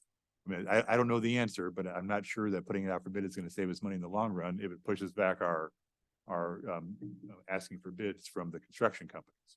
And if we get it done in a week, or in a month, it probably doesn't matter. If it takes 2 months, then we might have pushed through the window when normally people would be bidding on. Your point was that people try and, book up their time in the winter time, right? And so if we've got an RFQ out there, so I don't know the answer to this.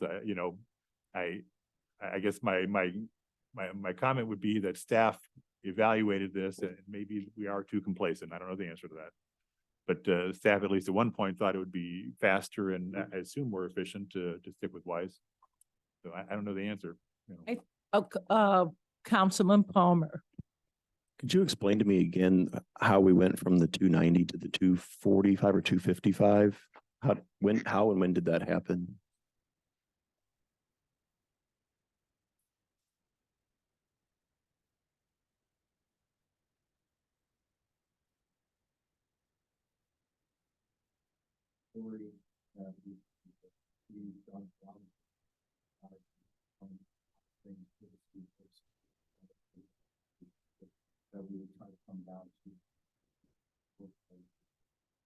And when did those conversations happen? Like the change from the price happened 2 or 3 weeks ago? Prices have. Okay. Thank you. Right. And Mike, do you think Councilman Ashby. I apologize. Do you think we'll get a better price if we bid it out? I have no way of knowing. I do have concerns. If that's truly the timeline, then that's good. But I would hate to think that when I sent an email saying that I'm going to vote no 4 days ago to 290, that it changed in that time period. I'm not saying that happened, but that would concern me if it did. But we don't know what we don't know. We've used Weiss for 2 decades. We could put it out for bid. We don't have to, but we don't know what we don't know. So, not a lot of guarantee that didn't happen. When you got your email, we already discussed that, and that's when he came down. That was way before your email. Right. Councilwoman Lipka. I would also just add one more thing, Blake, you're throwing up some good questions and concerns, and, you said you don't know if we weigh out the timeline to the price line. But I would also say that we have a very capable staff that's very used to working within deadlines. I mean, if we're that concerned as a council, we can ask for this to go out to RFQ. We can ask for a very strict timeline, and we can ask to have it back in front of us in a certain date. And then, that can all be addressed as well. So. There is a difference between a RFQ Right. and a RFP. So if you go for the Q, that takes time. Then you have to go back and do the RFP. So that's more than a month. So like I said, 5-6 weeks. You're still looking at the December council meeting being more effective. And that meeting in December is December the 12th. So that would be the criteria. I just feel like, I mean, I get it, but I think we're making this harder than it needs to be. All right. Yeah, louder. I mean, those are good questions. Don't get me wrong. I'm not knocking that. I'm just saying we have the capability of putting this time frame on it. And then if we don't find what we need, we have a very capable consulting firm that we've worked with and have history with that we go to. They're part of the RFP too, or RFQ. They're the top runner. Right? I would assume so, yeah. Yeah. So, I mean, it adds a little time on there, but it's time we can control and results that we can react to quickly. Councilwoman Noah. And the price that you all have given us won't change, the 200. Any other questions? Yeah, I do. City manager? Say we put this out, now everybody knows his price. So obviously they're gonna undercut him. Yeah. So just keep that in mind too.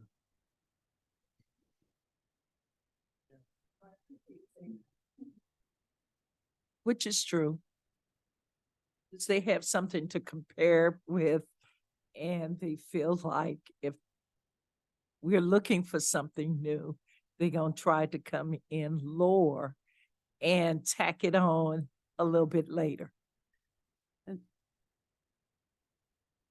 Mayor.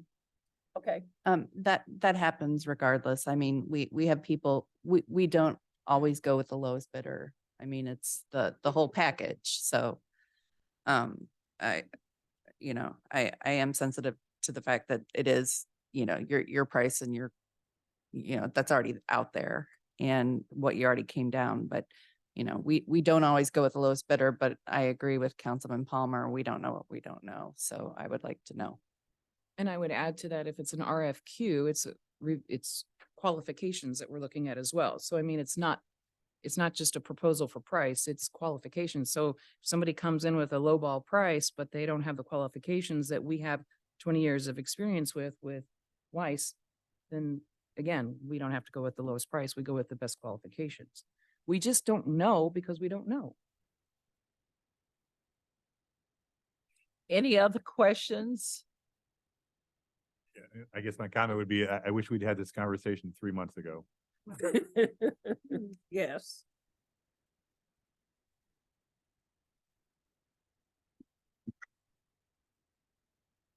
Thank you. Thank you.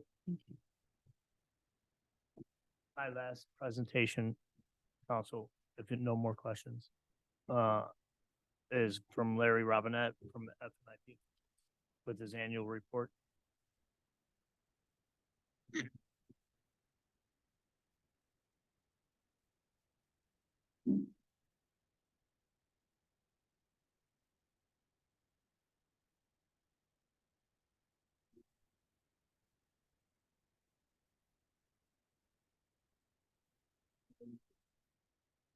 Thank you for being here.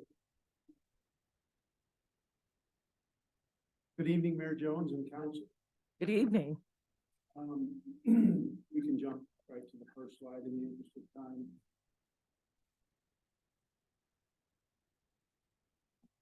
So what's on the presentation for tonight from FNIP is our review of the entire year, 2022-2023 program year, the final status of where we closed the year.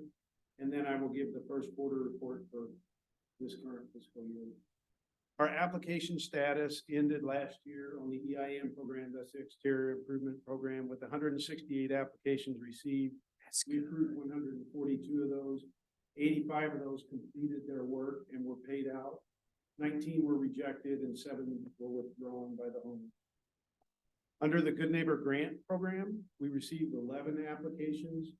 We approved 8 of those. We paid 6, and 5 of them were not qualified or they didn't close on the property that they submitted the application for some reason not related to FNIP.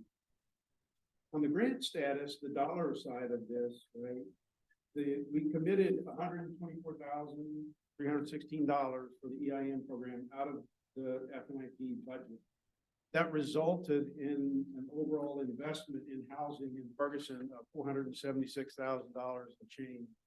That was the homeowners' amount that they invested plus the amount that FNIP granted them to do the work. That's pretty substantial. That's a fourfold investment dollar for what FNIP invested in the money that this city put into helping produce housing that we could maintain, keep in good repair.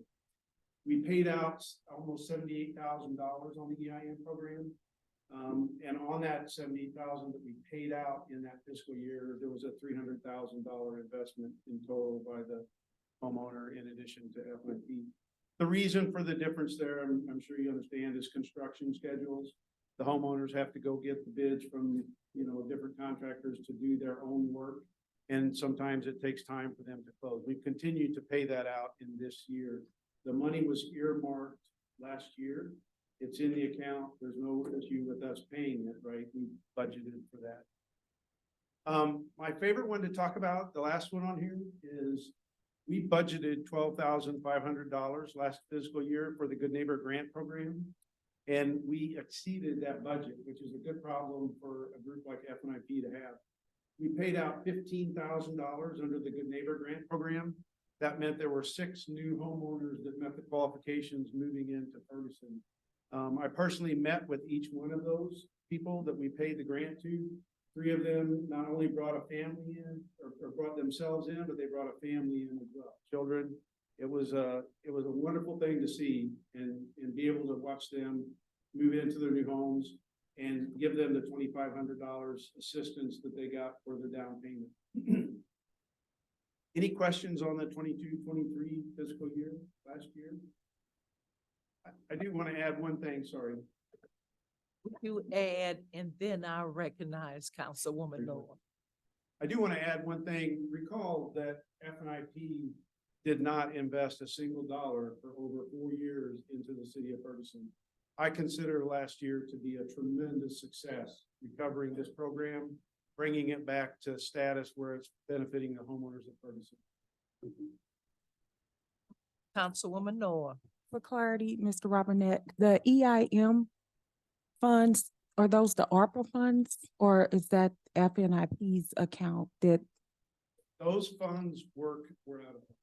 Oh, that's all ARPA. Okay, that's not FNIP. The entire EIM program is funded from ARPA funds. Okay. That is correct. Thank you. Okay, we can go to the next. So the first quarter of this fiscal year for FNIP, we're continuing. There were some changes that I talked about the last time I presented. We bumped up the amount of matching dollars for the EIM program to 1,500 from 1,000. We also added several new programs that I'll get into a little bit later. But the EIM program received 42 applications in the first quarter. We approved 36 of those, and we've paid 8 of those already. So the construction process is moving a little quicker. You're seeing people get work done within 3 months, obviously, that we've paid out some number of those. Rejected or withdrawn were 6 of the 42. We also paid out 19 of the previous year's commitments. There were people who completed their construction projects from last fiscal year. Again, that money's earmarked in the bank account, so that was paid out. We did receive our first NIM application. You may not be familiar with this one. This one is the Neighborhood Improvement Matching Grant. It's targeted at generally it's targeted at the neighborhood organizations. There were no neighborhood organizations that took advantage of that last year. There is one that has taken advantage of it this year. We have approved the application and they're planning to they have a really cool project on the books to take care of some things at Jesky Park with overgrowth and a few other things. They've got a lot of volunteer labor that's going into the money as well. That is no longer a matching grant. If they apply and bring volunteer labor, we provide the $1,500 without a match from the organization.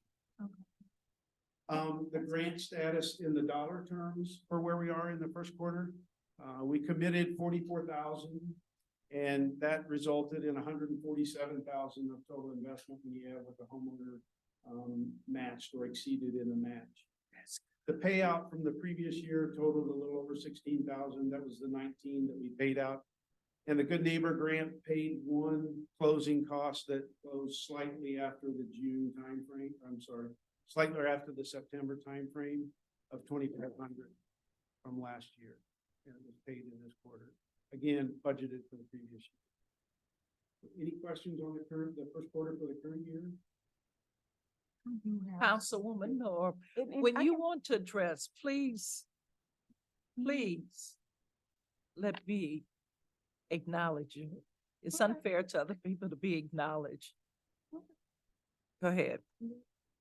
I can kind of wait because it may be a question at the end, but I am curious to know how many residents from each ward.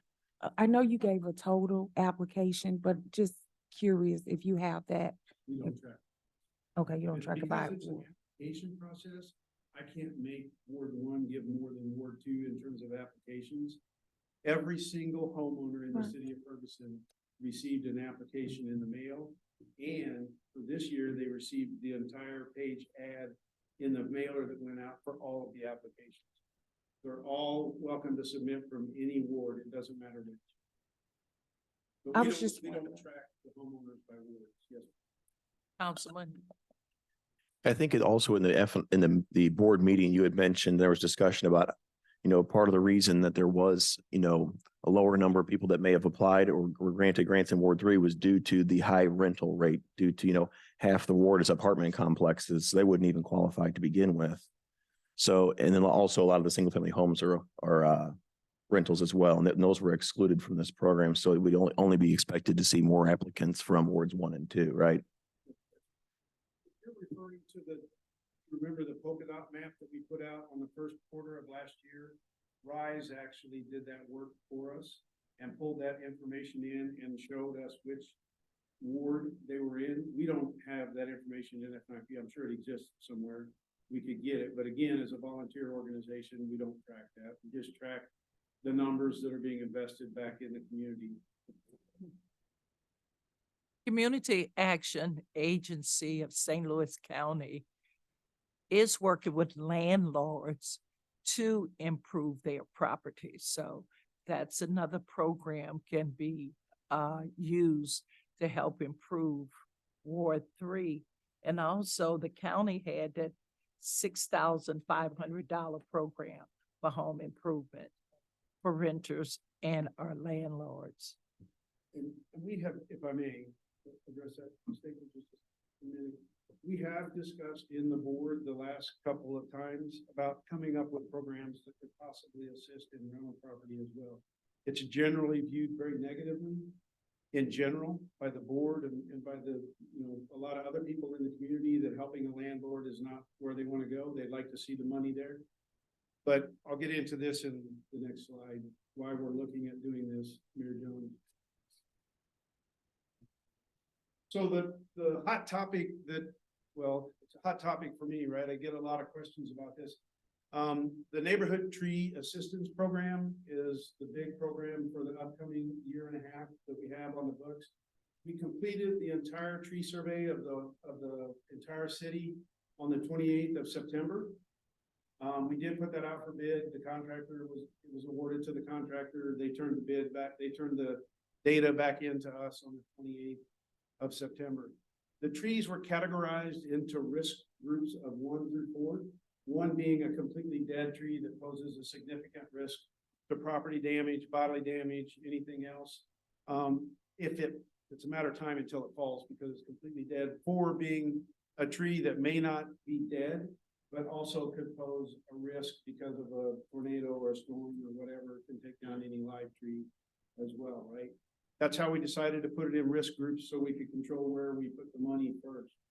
Out of 654 trees that were cited on the list, there were 360 risk 1 trees. Completely dead.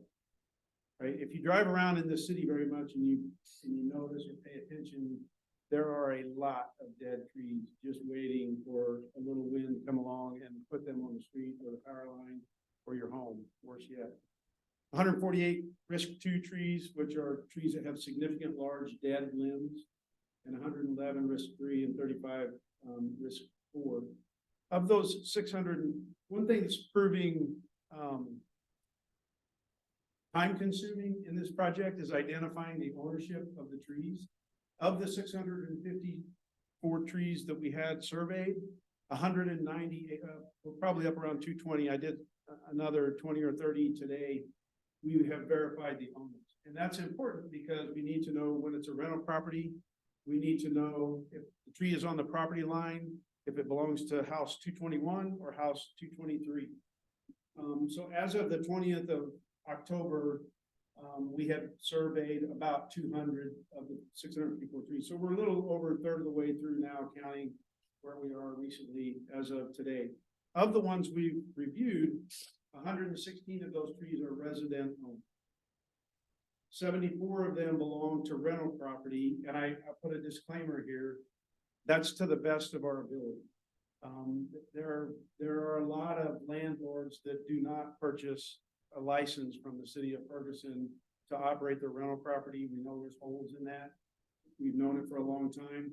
But when I speak to the residents as I'm driving around and assessing their trees, I've learned a lot about where some of the rental properties are that are marked resident properties in the city. So that will all be information the city can pursue after FNIP is done working through this, right? 7 of those trees are city-owned trees. They can either be on a city-owned property completely, or they're in an easement or a right-of-way that the city has control of. And one of those trees, and it's actually 6 trees on one property, are owned by Ferguson Forest and School District. And there are 6 dead trees on that property. They need to come down too. So the intention is to let them know we obviously don't have assistance there, but to bring attention to that in the schoolyard. We've received 17 applications to date for the Neighborhood Tree Assistance Program. 4 of the applications we received were on the survey list when it was completed on the 28th. We are reaching out to every one of the folks on the application list to gauge their interest, look at their trees, and try to include them if we can in the list in some way, right? Obviously, we want to get the bulk of the risk 1 trees first, but that's the goal. We're targeting to bid the first 150 number 1 risk trees by November the 1st.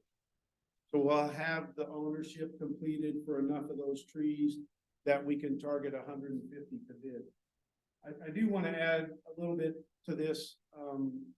It's a difficult thing to manage, right? Because we're paying 50% of the cost of removing the tree and the homeowner's paying the other 50% of the cost. Yet FNIP is doing the bidding process to get a scale savings on the trees, right?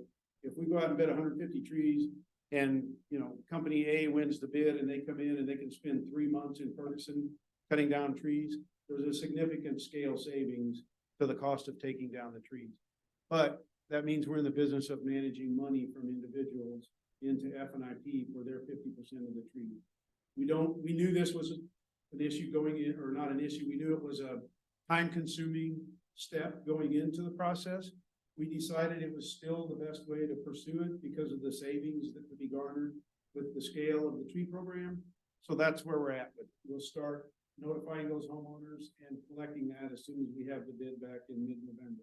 We're about 15 days behind our own self-developed schedule here to push this forward. Some of that's just been getting the ownership of the trees identified. It was a bigger challenge than we thought. Any questions on the neighborhood tree program? Councilwoman Lipka. I think it's more for city manager Hampton. The new person that's come into Year's office, would that person be working with FNIP? Would that person be able to help them with that money management aspect of the tree program? I know Rachel's working with FNIP and I can get you an answer on that. I'm just wondering if our new hire is gonna be somebody that can give you some assistance and relief. That's all I was curious about. I'll get you an answer. My first thought is to hire the payment for the schedule of treatment. That is the plan. We discussed a lot of options there, but nothing's concrete. I would say that Rachel and I should probably sit down and discuss that. And John, I can give a little color to the work if you mind. We have started sharing some of the work back in with the city, the way that FNIP used to operate prior to pulling this back together the last couple of years. Rachel's team is processing applications now for all of the EIM work. It is issuing the completed notices to the treasurer to issue the checks. There's beginning to be a lot of work that's moving back that direction per our agreement with the council. To have a person employed in that capacity assisting FNIP.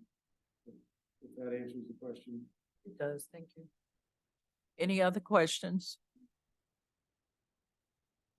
Not at this time. And if you do come up with questions afterward, feel free to email, right? You can email them to FNIPdirector@gmail.com. We're pretty good about making sure that all that email gets addressed. Rachel's I've gotten out of it. So it's no longer, just one person doing that. We have a couple of people minding the store and keeping up with applications and payments and things. Okay, thank you for your time. My question is basically, we shouldn't be in the collection business. So we need to come up with a better way, because I know it's kind of time consuming. And in previous years, so your concern is very valid, and we had a lot of discussion at the board of directors about being in the collection business. If you've been around for a long time and known FNIP, they were in the collection business for a very long time. Yeah. Right? They collected money. It was time consuming. It does take definitely an employee dedicated, I won't say just to the collection, but dedicated to the process.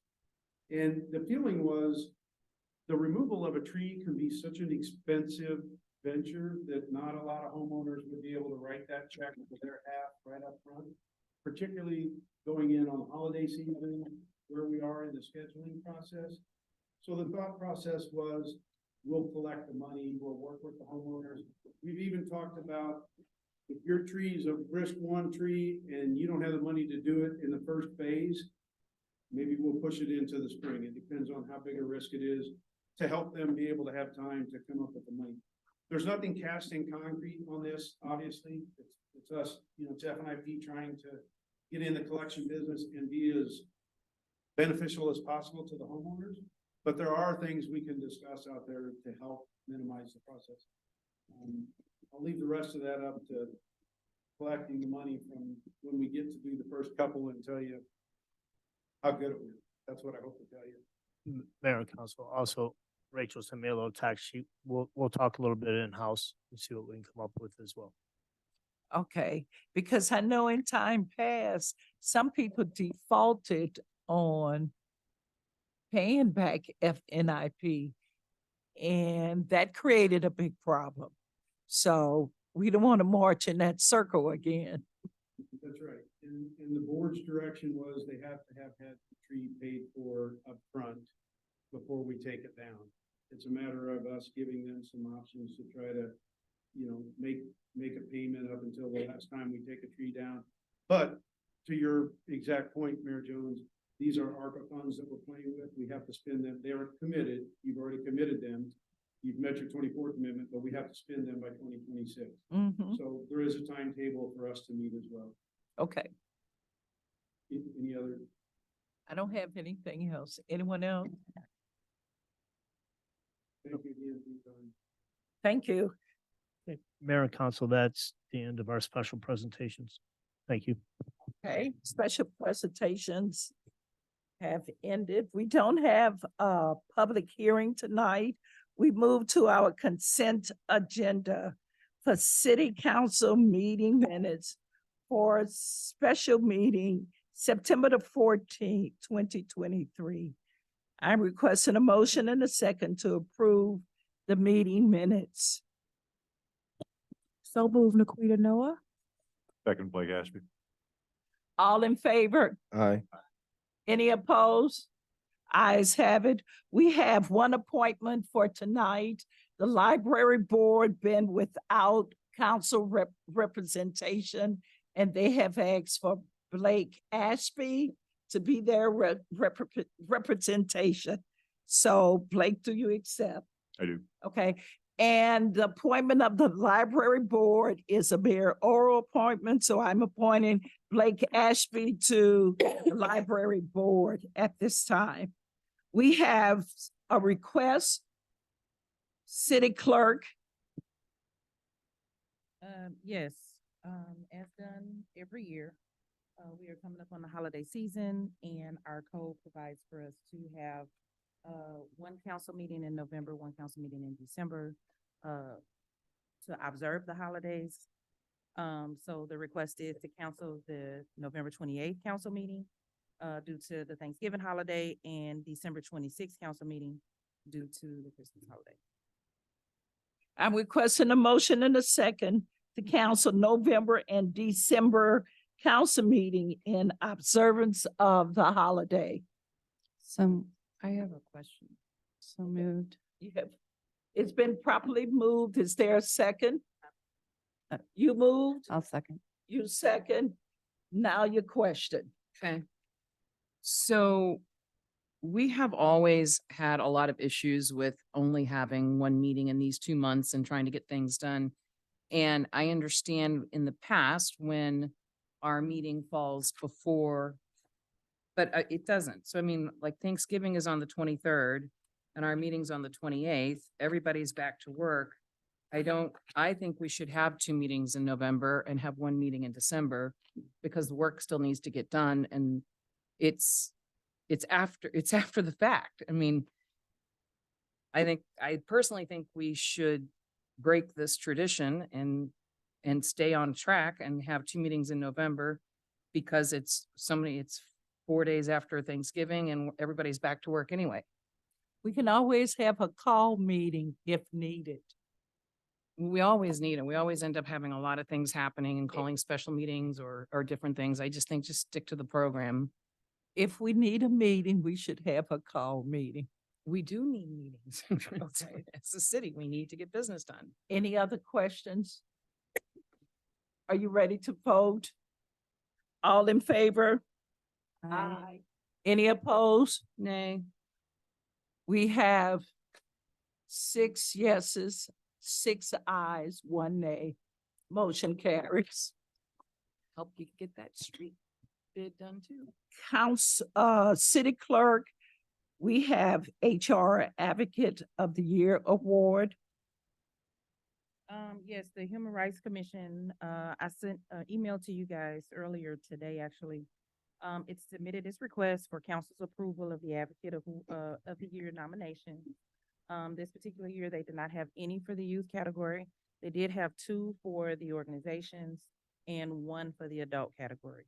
And so they are asking for the council's approval and that they can make their presentation at the December 12th meeting.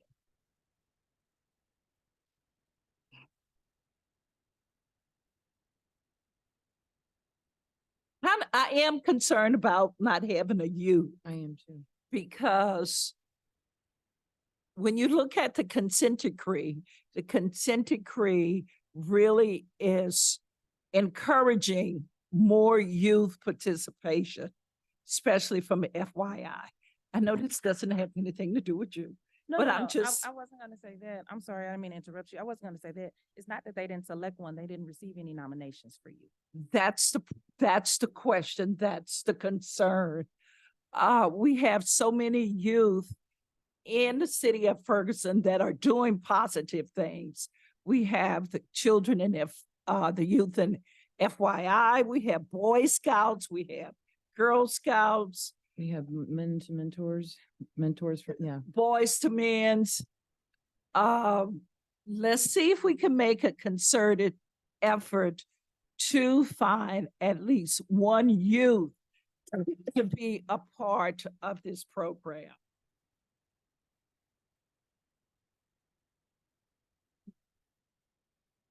Okay, Councilwoman Lipka.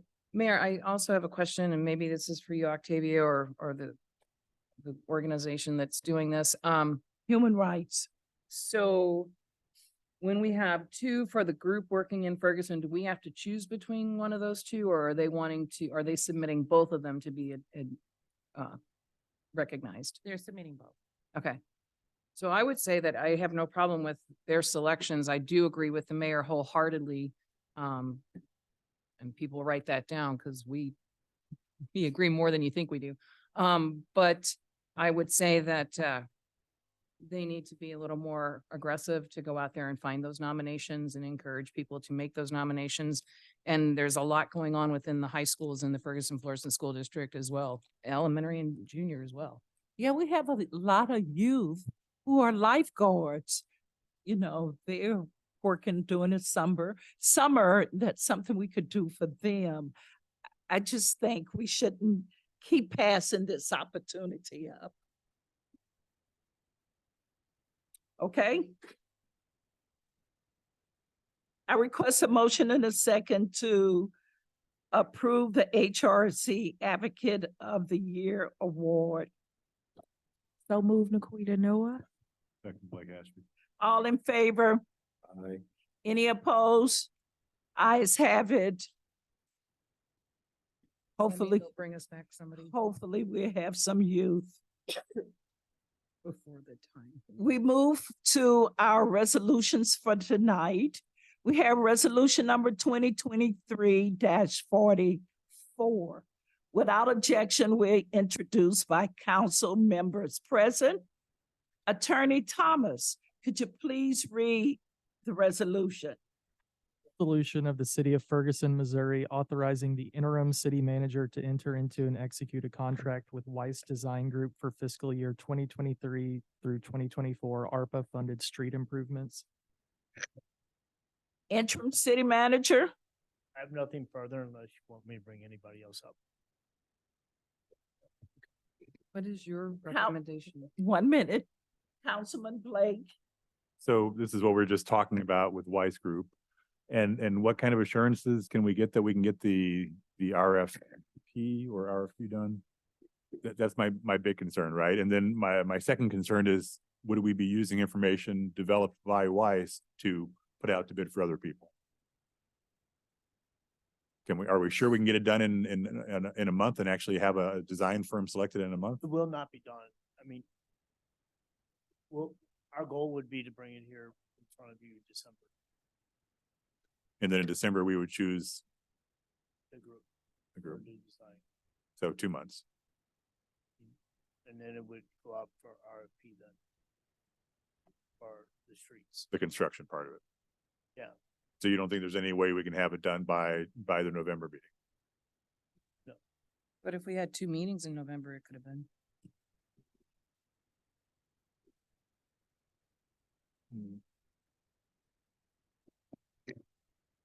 Do you want to make a motion to do otherwise or approve this resolution? That's where we are. Councilwoman Robinette. I would like to make a motion to table this resolution and put it out for RFQ and come back in December and make the decision. Is there a second? Second, Mike Palmer. Clerk Pittman, could you please call the roll? Councilwoman Robinette, Aye. Mayor Jones, Aye. Councilwoman Lipton, Aye. Councilwoman Nelson, Councilwoman Noah, Aye. Aye. Councilman Ashby. Aye. The motion has passed to go out for RFQ and report back by December the 12th. Motion carries. We move to resolution number 2023-45. Without objection, we're introduced by council members present. Attorney Thomas, please read the resolution. A resolution amending the authorized signers for UMB accounts. Interim City Manager Hampton. Yes, Mayor, Council, the next couple of them are, since Evan is no longer with us, we need to put John on these accounts. So that's these next few resolutions. I'm requesting a motion and a second for approval. So moved, Linda Lipka. Second, Aquita Noah. Clerk Pittman, could you please call the roll? Councilwoman Lipka, Aye. Councilwoman Nelson, Councilwoman Noah, Aye. Councilman Palmer, Aye. Councilman Ashby, Aye. Councilwoman Robinette, Aye. Mayor Jones. Aye. Resolution number 2023-45 passes. We move to resolution number 2023-46. Without objection, we're introduced by council members present. Attorney Thomas, could you please read the resolution? A resolution authorizing certain officials to execute instruments relating to city accounts held with the Regions Equipment Finance Corporation. Interim City Manager, Again, this is for our new finance. I'm requesting a motion and a second for approval. So moved, Linda Lipka. Second, Heather Robinette. Clerk Pittman, could you please call the roll? Councilwoman Lipka, Aye. Nelson, Councilwoman Noah, Aye. Councilman Palmer, Aye. Councilman Ashby, Aye. Councilwoman Robinette, Aye. Mayor Jones. Aye. Resolution number 2023-46 passes. We move to resolution number 2023-47. Without objections, we're introduced by council members present. Hear none. Attorney Thomas, please read the resolution. A resolution authorizing certain officials to execute instruments relating to city funds held with Multi-Bank Securities, Inc. and Pershing LLC. Interim City Manager, Nothing further. It's the same. I'm requesting a motion and a second for approval. So moved, Linda Lipka. Second, Blake Ashby. Clerk Pittman, could you please call the roll? Councilwoman Lipka, Aye. Councilwoman Nelson, Councilwoman Noah, Aye. Councilman Palmer, Aye. Councilman Ashby, Councilwoman Robinette, Aye. Mayor Jones. Aye. Resolution number 2023-47 passes. We move to resolution number 2023-48. Without objection, we're introduced by council members present. Hear none. Attorney Thomas, could you please read the resolution? A resolution to hold the general municipal election on Tuesday, April 2nd, 2024 in the city of Ferguson, Missouri for the election of 3 council members, 1 from each ward. Interim City Manager, Mayor, Council, I believe this. Sure. Pass this on to Octavia. City Clerk. So this is the resolution that calls for the election, and it notates, that is held on April the 2nd, and, where it's held, how it's held, and, authorizing payment of the fees for such. I'm requesting a motion and a second for approval. Second, Heather Robinette. Councilwoman Lipka. So does this include the conversation that you brought to us about having the Board of Elections qualify people versus the city, or is that a separate conversation? That's a separate contract. Okay, Yes. all right, and we have not brought that to the table yet, correct? No, Okay, no, we're still discussing. Or were you waiting for input from the city council members from the email? Yeah, I mean, that's separate conversation in this one, but we can hold that conversation yet later, but yes, that's not included in this. Okay. Councilwoman Noel, you have something? I was just saying good, thank you. Okay. It has been properly moved in second. Clerk Pittman, could you please call a roll? Councilwoman Nelson? I'm sorry, can you repeat that? We can't hear you. Oh, okay. Councilwoman Noah? Aye. Councilman Palmer? Aye. Councilman Ashby? Aye. Councilwoman Robinette? Aye. Mayor Jones? Aye. Councilwoman Lipton? Aye. Resolution number 2023-48 passes. We move to bills requiring first reading. We have a bill introduced by Councilman Palmer and the council members. Are there any objections? Hear none. This bill number 7262 will be read by title only and no action taken at this time.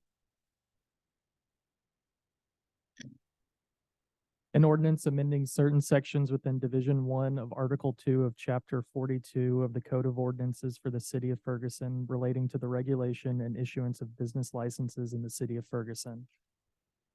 We have bill number 7263 introduced by Councilman Palmer and council members. Do we have any objections?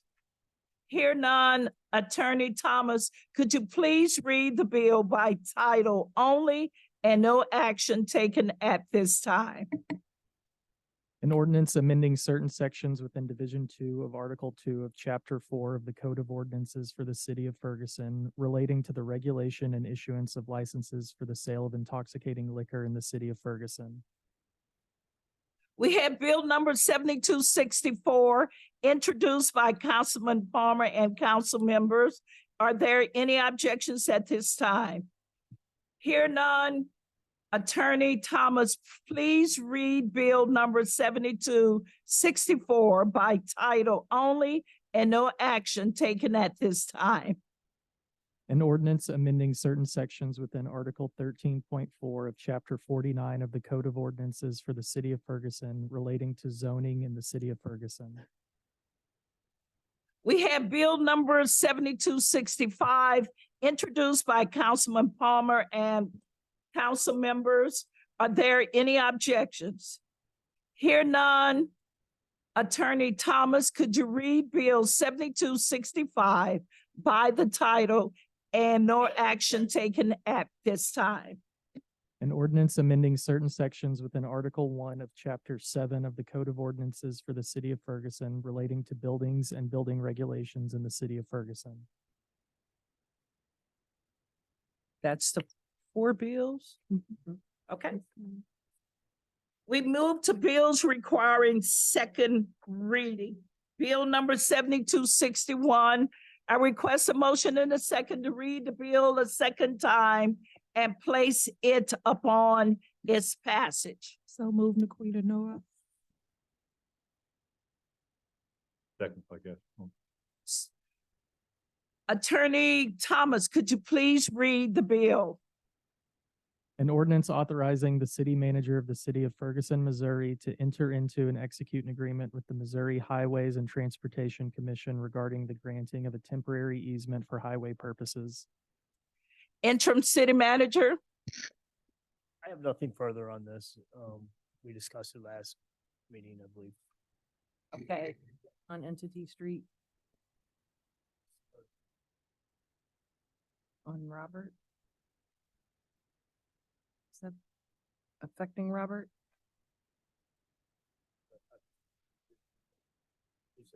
It's just that little section. Okay. Clerk Pittman, could you please call a roll? Aye. Councilman Palmer? Aye. Councilman Ashby? Aye. Councilman Robinette? Aye. Mayor Jones? Aye. Councilwoman Lipton? Aye. Councilwoman Nelson? Bill number 7261 passes. At this time, do we have any unfinished business? Hear none. Do we have any new business? Hear none. We move to miscellaneous. starting with Councilwoman Noor. Thank you, Mayor. I just would like to ask the council, everyone out there listening, if you all could help the Human Rights Commission with the youth nomination. That would be really nice. We would appreciate that. We've been down a few members struggling. We also need assistance on the boards and commissions, so that would be great as well. I would like to congratulate the Ferguson Youth Initiative Director, Mr. Aaron Harris, on being a 2023 Deluxe Power 100 awardee. Also, a huge thanks. I'm sorry. Going. A huge I thanks. apologize. Thank you, ma'am. To the Ferguson Park and Recreation Department, Ferguson Public Work, and the Jack Foundation for the Arts for the recent maintenance and artwork in Nesbitt Newton Pocket Park. We were out there Saturday. It was a small crowd, but I appreciate all the work that's been done in Nesbitt Newton Park. And lastly, tomorrow, Nesbitt Newton Neighborhood Meeting will be at 6 p.m. at the Ferguson Empowerment Center, which is 9420 West Florissant. And the South Central Ferguson Neighborhood Meeting will be this Thursday, the fourth Thursday of the month via Zoom. Everyone be safe and thank you. Thank you, Councilwoman Noor. Councilman Palmer, I have nothing tonight. Councilman Ashby. Yeah, I'd like to let everybody know the Ferguson Municipal Library is doing an outreach program, a library and outreach program. Every Wednesday, they're over at the Urban League building on West Florissant. So it's an opportunity for kids to come in and look through some books and talk to some professionals, and really just a great little thing for the community. So, you know, tell your friends and neighbors, happening right there in West Florissant, a chance for kids to get books. Thank you, Councilman Ashby. Councilwoman Robinette.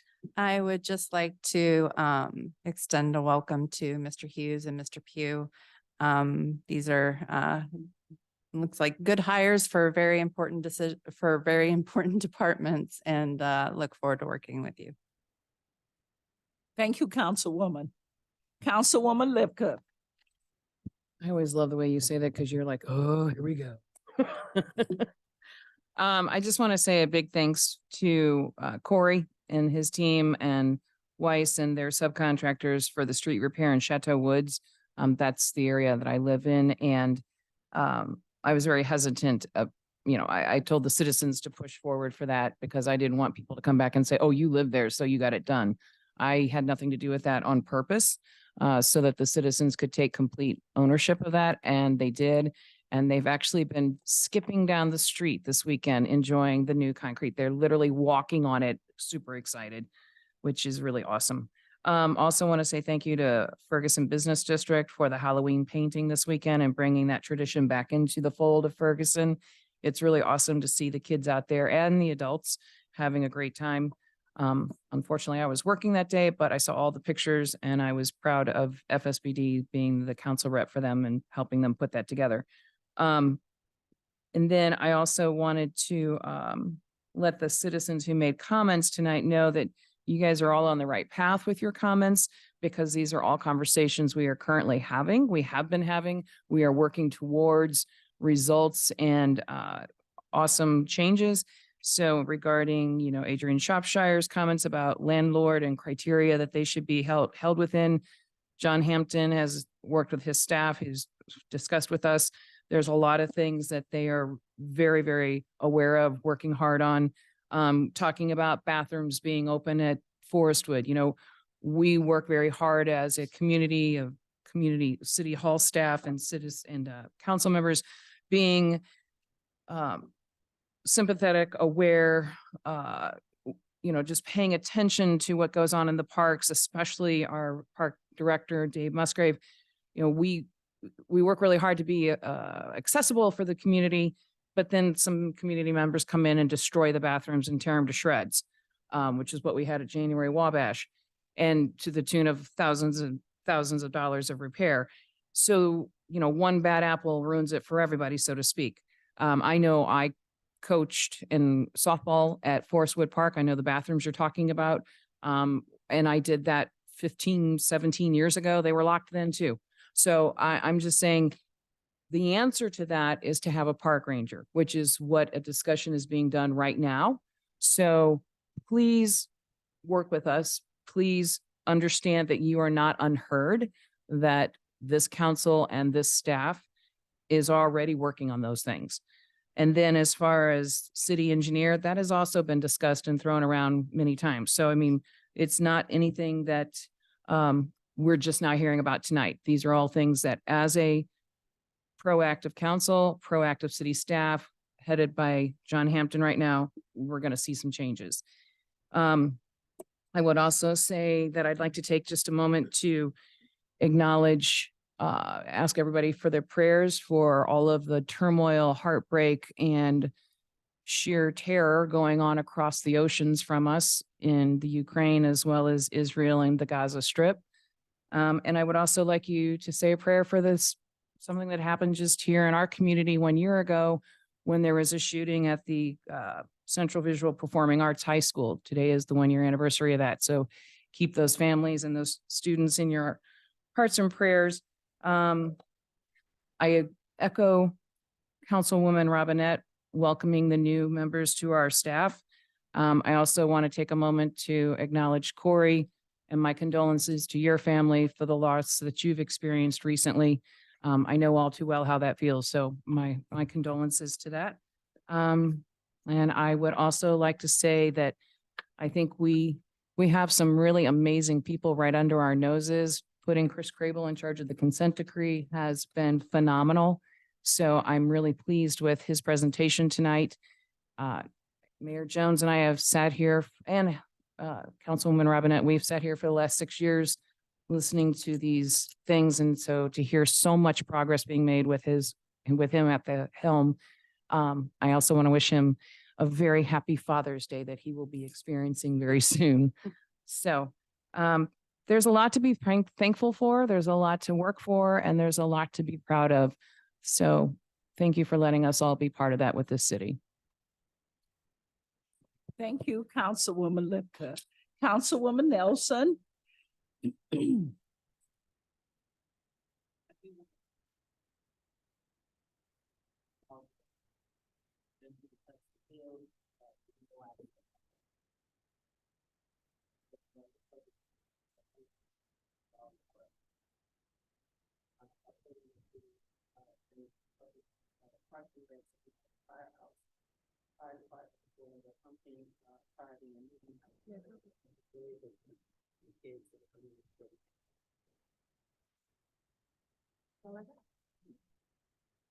City Clerk. Okay, Councilwoman Nelson. The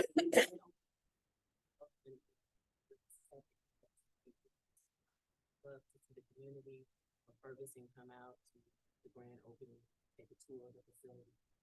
And it's connected to the Emerson Family YMCA, so this is going to be a great collaboration partnership for Y and Opinion Health as well as City of Ferguson.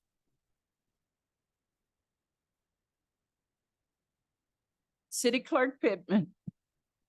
Yes, so our next council meeting, just another reminder or announcement. The November meeting is going to be November 14th, and the December meeting is going to be December the 12th. So, you know, there was mention again tonight of contracting with the county election board. If that is the direction the council would like to take, I guess I need clear direction because there is a deadline. Absent that, I mean, it would not change. I'll go ahead and announce the filing dates, and that would not change if you guys decide to contract with St. Louis County.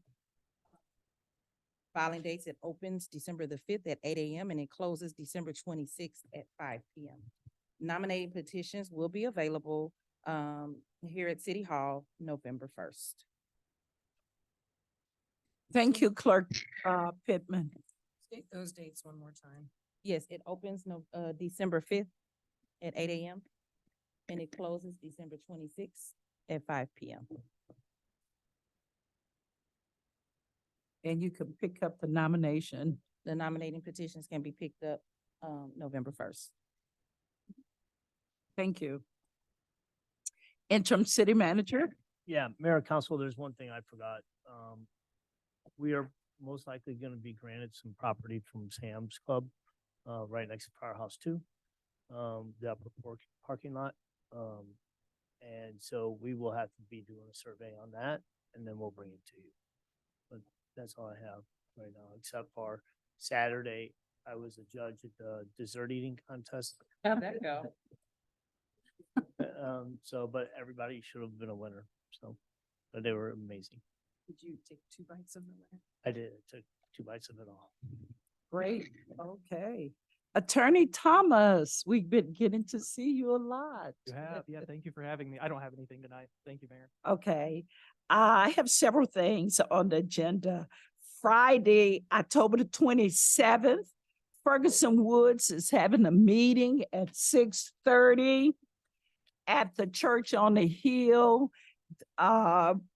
They're asking for Corey to attend and the city manager to attend and the 2 council people to attend. Why are they having this on a Friday? Don't think we've been over that, but that's the date it came up with. In addition to that, be prepared to talk about the streets. And they are under the impression that the opening to their subdivision is the city of Ferguson responsibility, and it is not.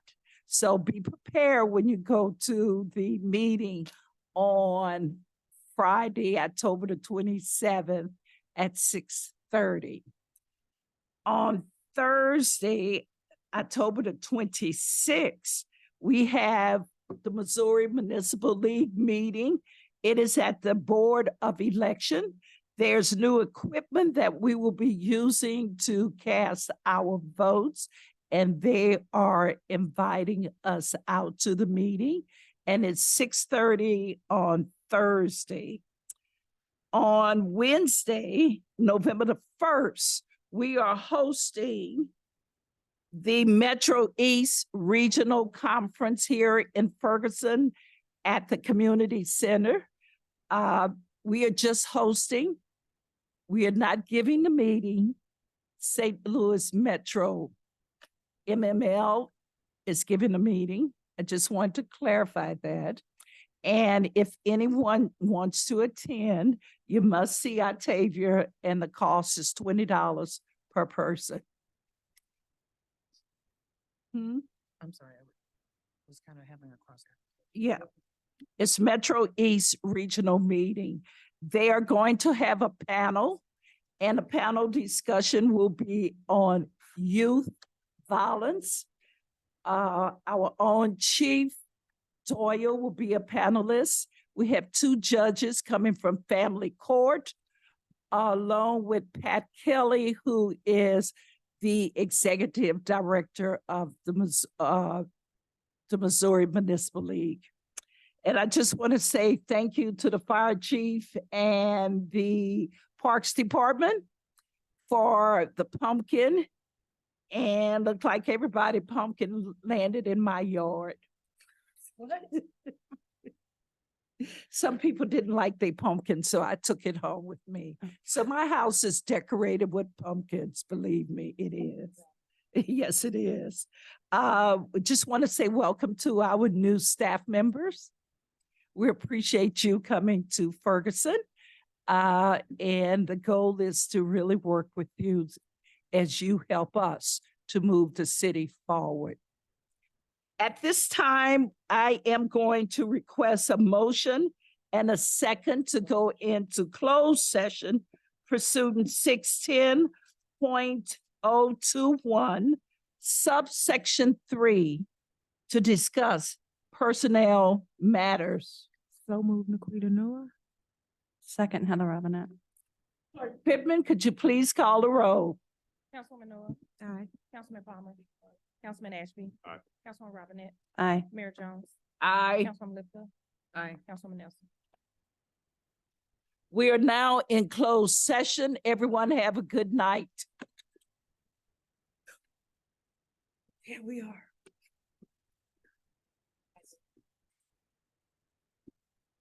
That's all. Well, I have these, but I'll have them posted. Right, I'll post.